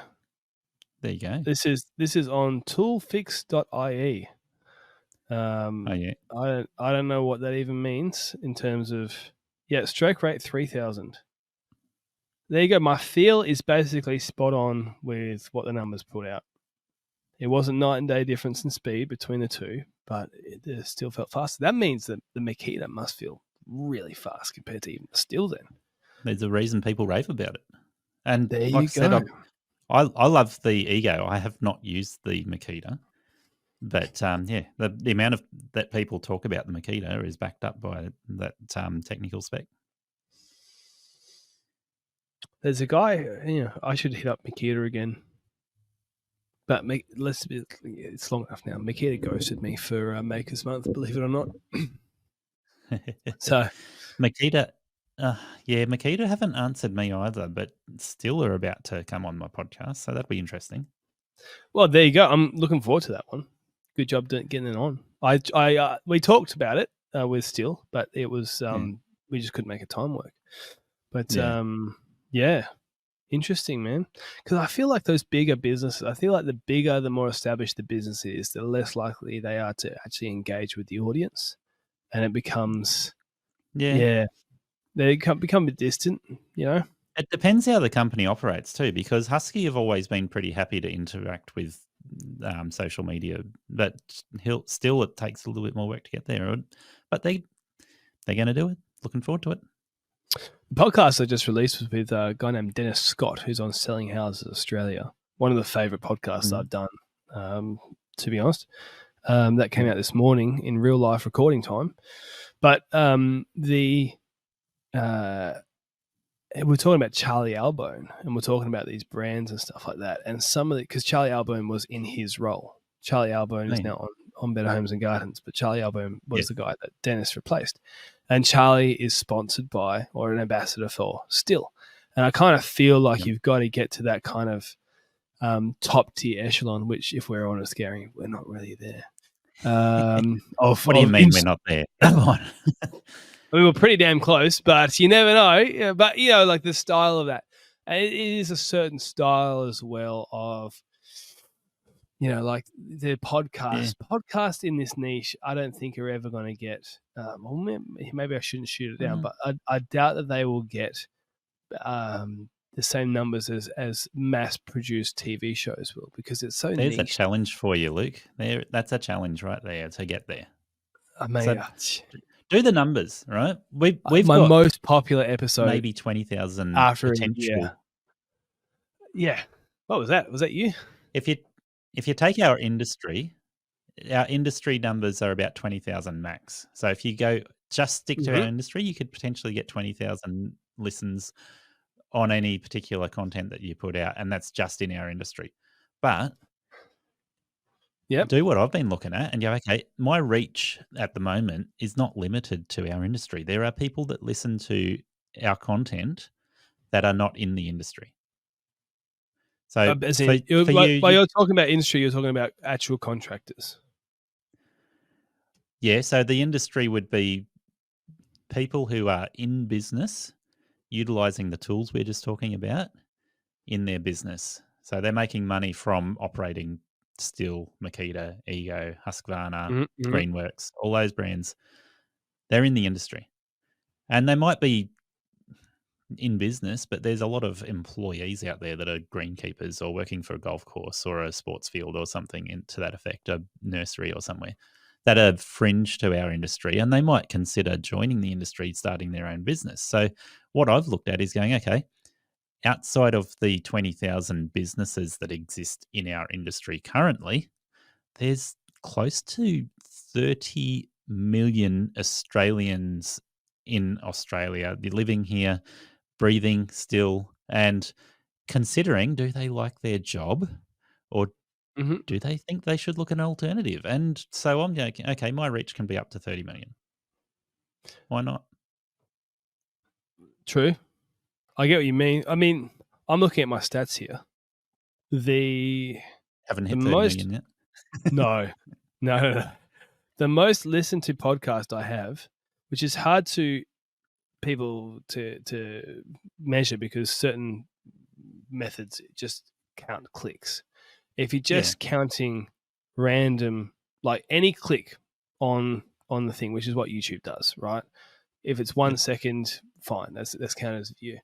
If you're counting random clicks, the podcast I made on how much Australian gardening and mowing businesses charge, like how to work out from 11 months ago, probably has a total of 12,000. Yeah. The 7,300 of that is on YouTube. And if you're talking about real listeners who really engaged with it, though, it's probably half that number or 40% of that number, because so many people click on for a minute and they go, oh, this is not for me.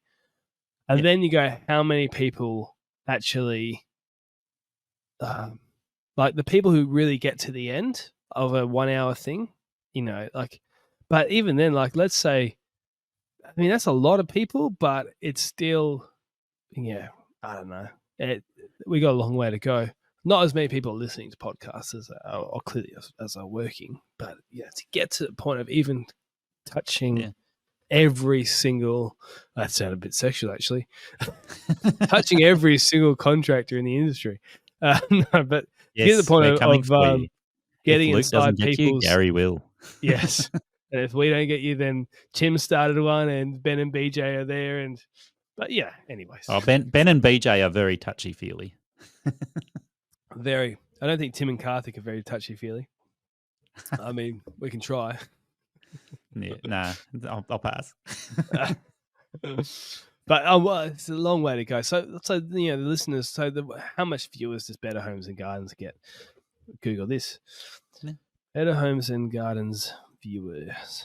So going back to our numbers while we're talking, while you're looking that one up, and we can make numbers up, or we can look at different numbers that have more or less meaning, right? And I look at things like Spotify will give me how much reach a particular episode has versus how many people actually listen to a decent percentage of it, like you were saying, and it's a massive difference. And then, if I put a post on Instagram to attract people to the podcast and I let it just have organic reach compared to if I sponsor the post, then there's a massive difference in the amount of reach that it has. Yep, you're right. It's more complicated than just numbers. Seven's Better Homes and Gardens saw 378,000 in one night back in November last year. Sorry, how many thousand? 378,000. So 378,000 people watched it. Apparently. Or at least switched it on and off. Yes, had a TV running in the background or something. If you compare that to it may have been on for 1 second, but it was on. So, I mean, that's really fascinating because Ben Simpson from Lawn Tips, because here's the thing about Better Homes and Gardens, right? How much of it is actually gardens and how much of it is homes, because they have all sorts of stuff they do. So I wonder how many people are really listening for the actual garden side, because if I look at Lawn Tips, so Ben's one that he's released 6 days ago, 52,000 views. So I reckon Ben's probably pretty damn close to Better Homes and Gardens in terms of how many people are dedicated to just the gardening side. Yep. So there you go. Well, the other thing that comes up there, Luke, is you're talking about consistent content, or you're talking about content that has viral impact. And the Better Homes and Gardens one that was 308,000 people, that's potentially reaching viral impact compared to their consistent reach. Maybe, I don't know. There's a few numbers that were coming up in the 300s when I did a quick Google, and I just clicked the one that was the most recent date. But Ben's most I'm on his YouTube right now. Ben's most viewed video is 2.3 million views 4 years ago. He's got 3 videos with more than 1 million views. Yeah. See, that's what Instagram and TikTok have been really good at doing, is converting people from just a fleeting look to going, okay, I'm actually going to subscribe to that content and keep looking for more of it. And I was listening to a YouTube channel talk about this yesterday, and they were talking about going, okay, let's look at what it is on a viral video that attracts people and see if we can reproduce that as meaningful content. So instead of it being like, oh, look at that person who died in this miraculous situation, it's like, okay, well, how can we... What sort of content are you watching? You got the weird sections of Reddit. Well, let's use the dirty word, clickbait, right? Yeah. If you make the title right for your lawn care video, you can make it look very sexual, or you can make it look really interesting. You can make it ASMR. Tim's great at doing some of those ones. And you can pretty much make whatever you want out of it. So you can attract people, but how do you keep them? Yeah. Well, I've been lazy because of the course. Well, not lazy, but behind on making reels from the podcast I did. But I did one with Dave, and I made a reel on it, and that's got 50,000 views or something. Just a clip from the podcast that we did. Yep. Very fast. He had overlays of videos that he's done that makes it really quite interesting. But I mean, there is, I guess, what you're looking at there is what you're talking about, where the audience, I don't even know how many people are still listening to this because we're waffling about our own numbers now. But I wonder how many of the audience that 50,000 views, let's say people watched it twice because it was very short, 20,000 accounts or whatever. I don't know how many people really engage with it or whatever, but that's now talking about the popular view, not the contractor view, in terms of like the just general population is watching that. It wasn't 50,000 lawn contractors who watched it, Yeah. Well, I think that the clickbait is what gets people over. So when you and I are producing content, and we should probably change this topic in a minute, right? Because we want to actually entertain people. Put something out that people actually want to listen to, right? So we want the clickbait rather than talking about clickbait.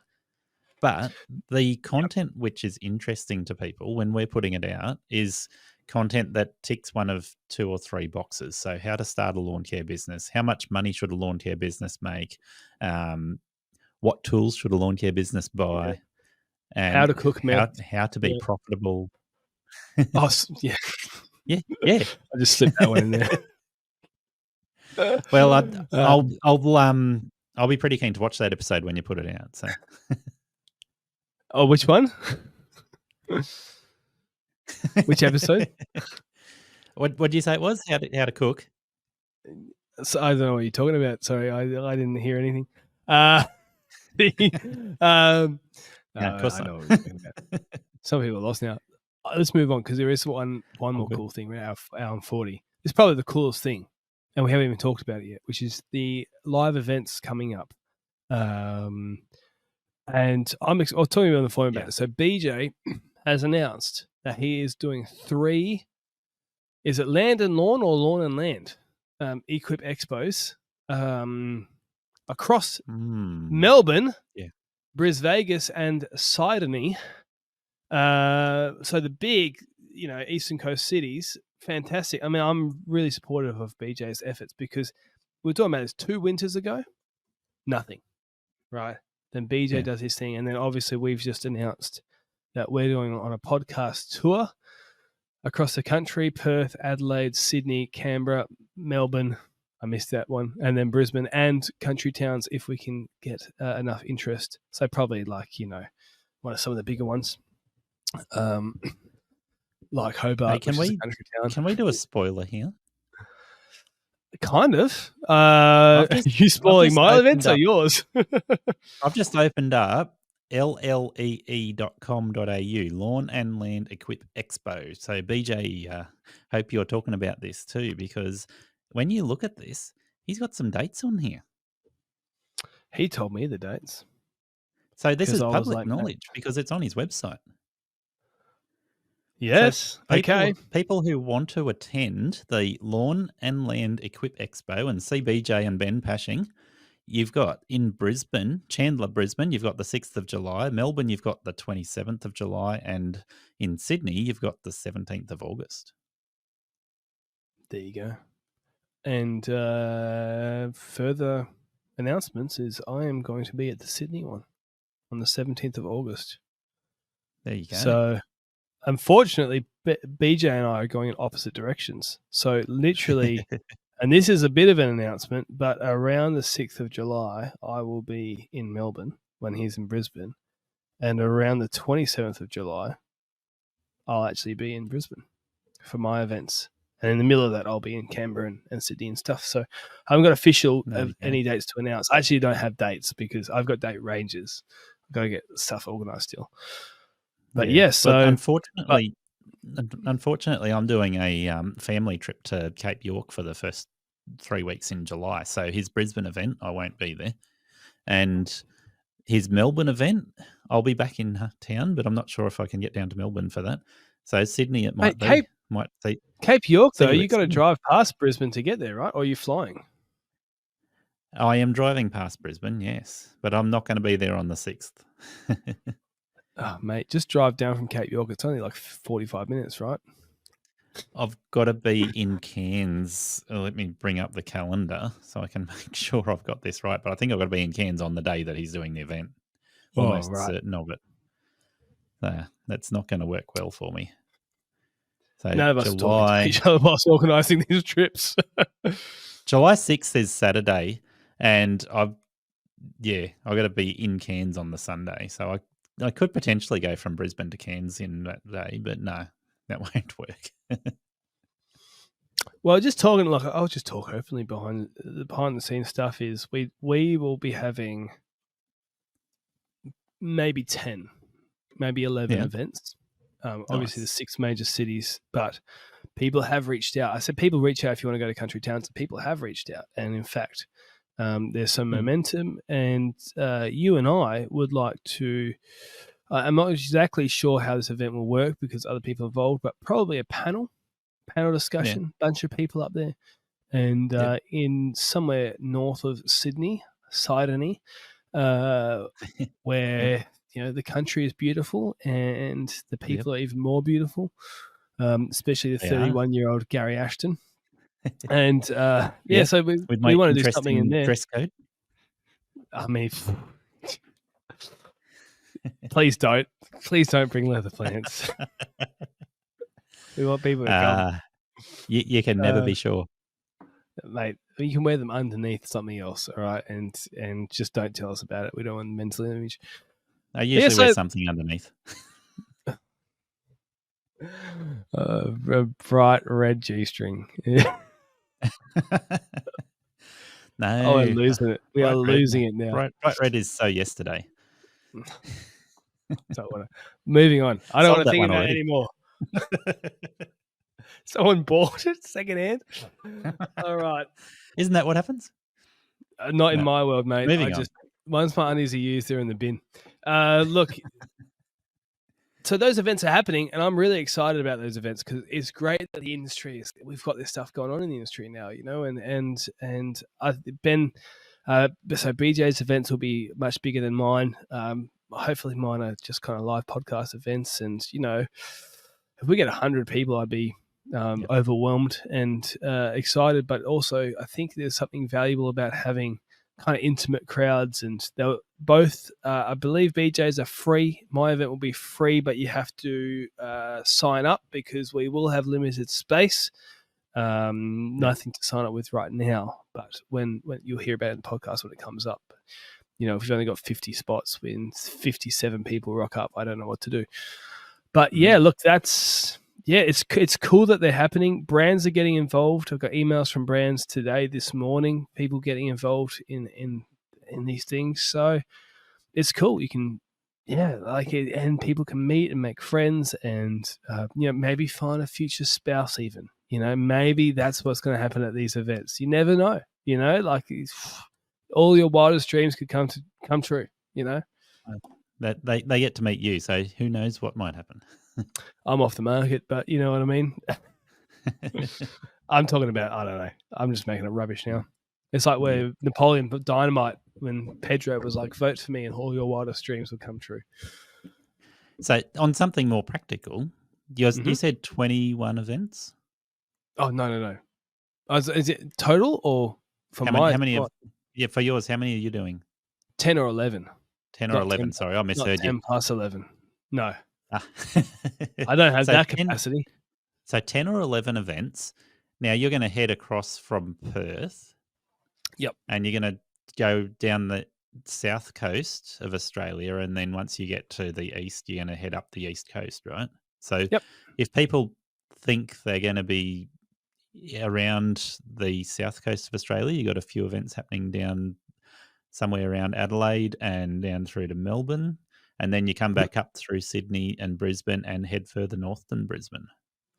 The further north one is the most difficult one to do because it's to get to Townsville, I mean, like Bundaberg, you could probably do. And I'm talking honestly out loud, but to get to Townsville is a big drive. And the thing that I'm trying to do is talk to brands to get the brands to pay for the events to cover my costs so that the events are free for the audience. And to go to Townsville, fuel costs, accommodation, all that sort of stuff, you then to say to a brand, hey, there'll be 7 people who turn up to this event. It's going to be like, oh, no, we're not going to pay money to go to this event. And they themselves might not have sales reps in the area and stuff. And so it does... It's I don't want to make my goal is not to make profit out of these events, but there's a certain line in the sand you got to draw where you go, look, these do cost money and it does take time. So, but for example, in between Adelaide and Melbourne, well, I'm already driving in between there. So people commented on Renmark, or people commented on Mount Gambier, or like a Ballarat or a Bendigo or something like that.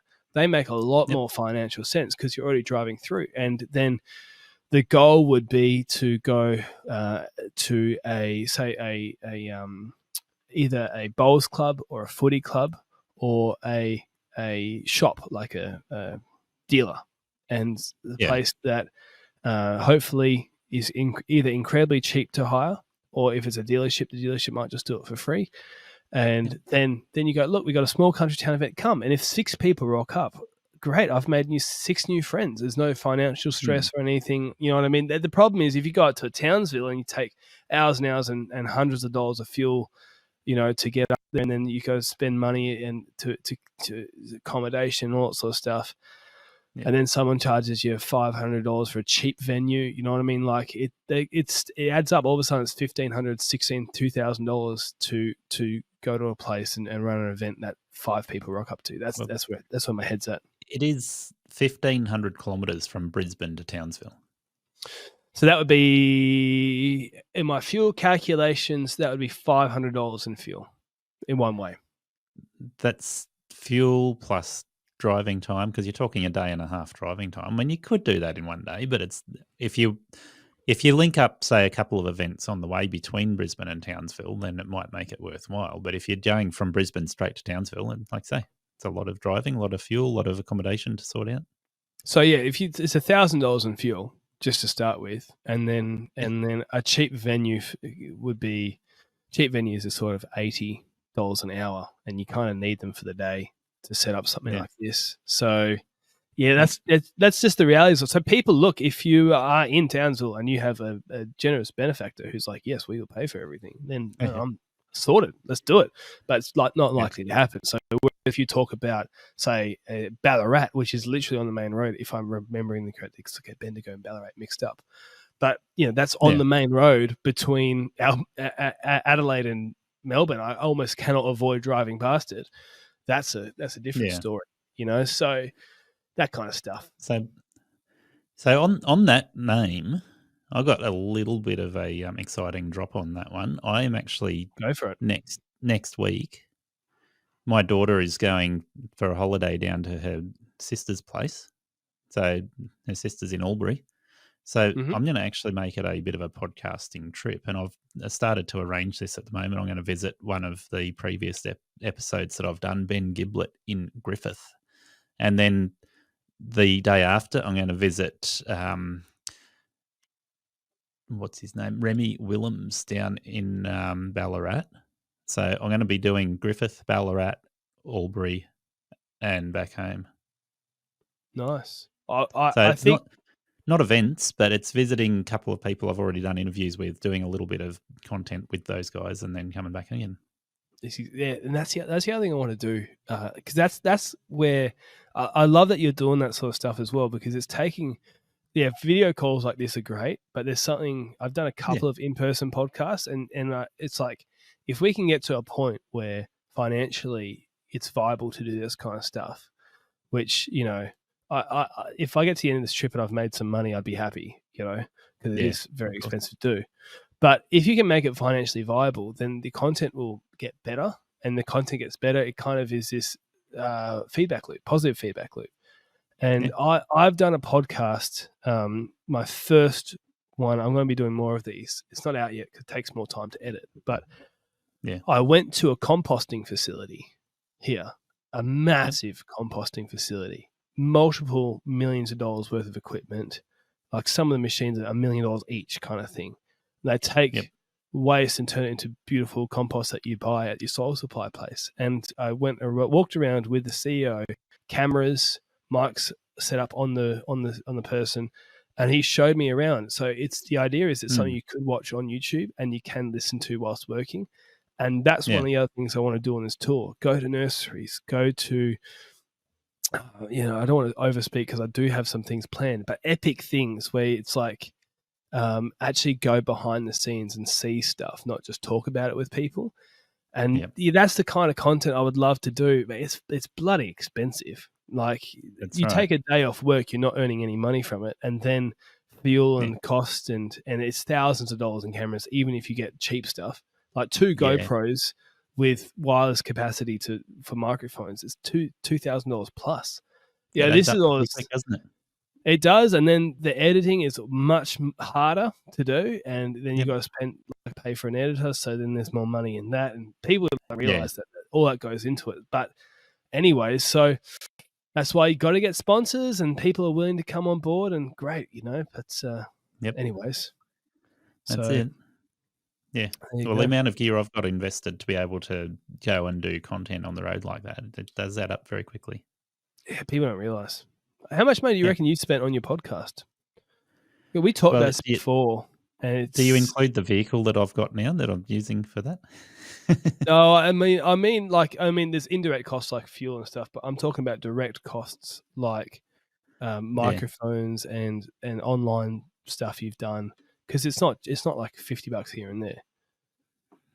It adds up very quickly. I'm going to see if I can actually bring up some real numbers. It's going to take me a minute, but I reckon I can do it.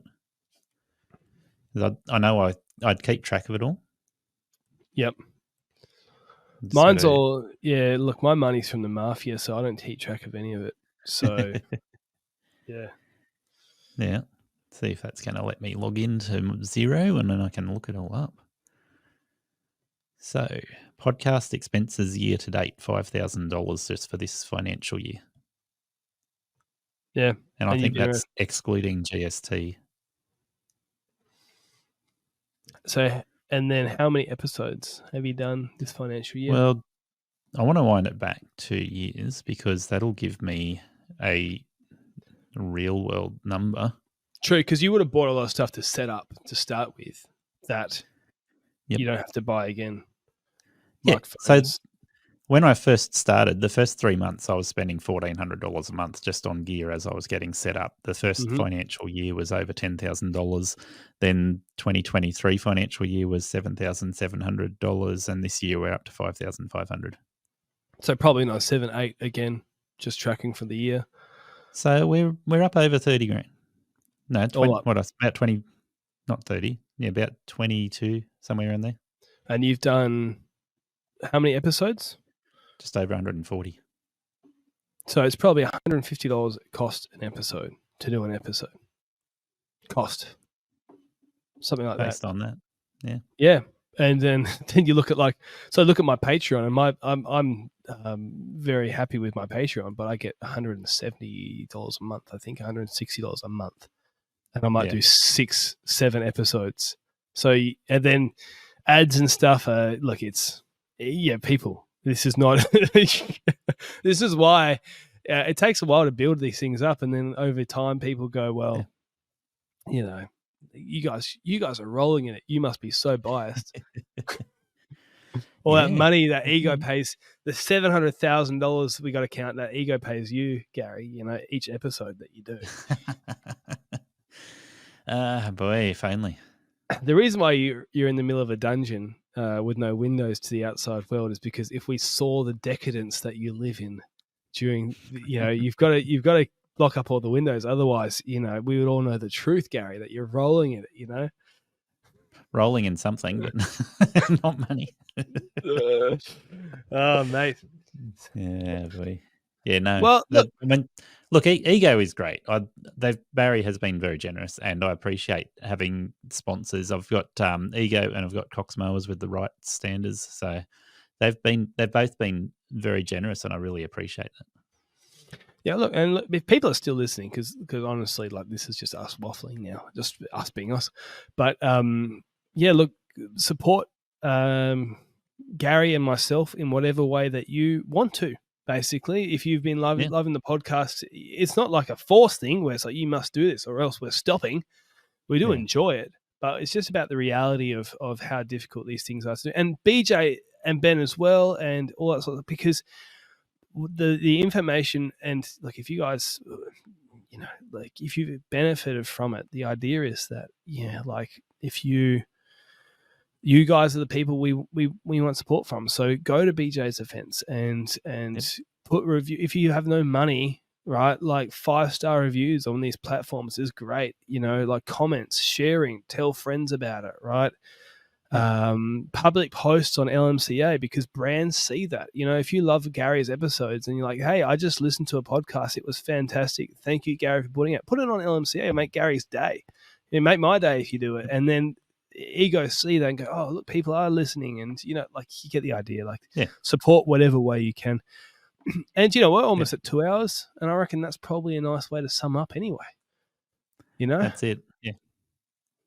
All right, well. Thank you, Luke. It's been good to catch up, and we'll have to start working out when our next catch-up's going to be. Mate, we're definitely doing one in person, at least one in person. So yeah.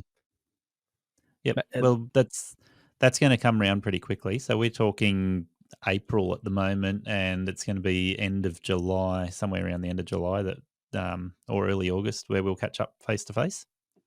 Something like that. I'll look at my little schedule here, and I will give you just because the only people still listening to this are the true fans, right? They can get a little secret. The people who want to see what you're dressed like when you come to that event. Yes, the plan. I'll pretty much like this, people. Sorry, you're going to be disappointed. But yes, the plan is to be in.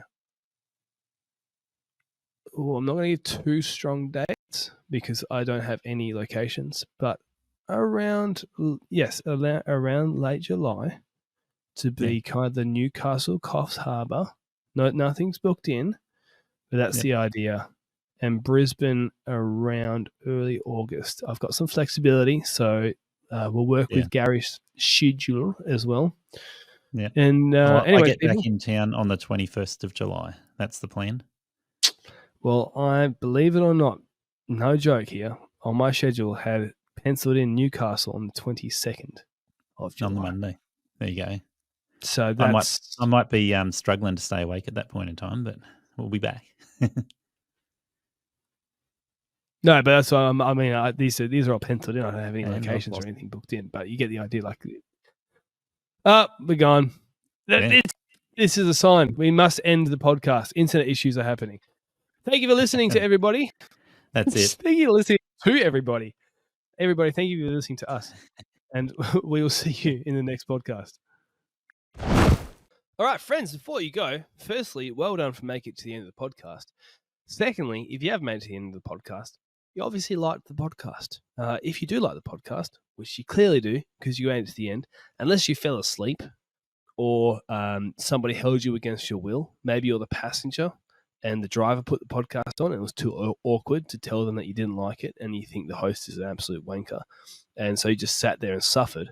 But everybody else, other than those two scenarios, you probably do like it. If you do like it, can you share it? Can you comment? Can you give us ratings? All that sort of stuff. Support in some way because this is not a big production. And believe it or not, those little things actually make massive differences to the algorithm, helping people find the podcast. And ultimately, if you enjoyed it, maybe somebody else will. So I'd really appreciate it. Thanks for supporting and listening all the way. I'm glad you enjoyed it. Anyways, I'll see you in the next podcast.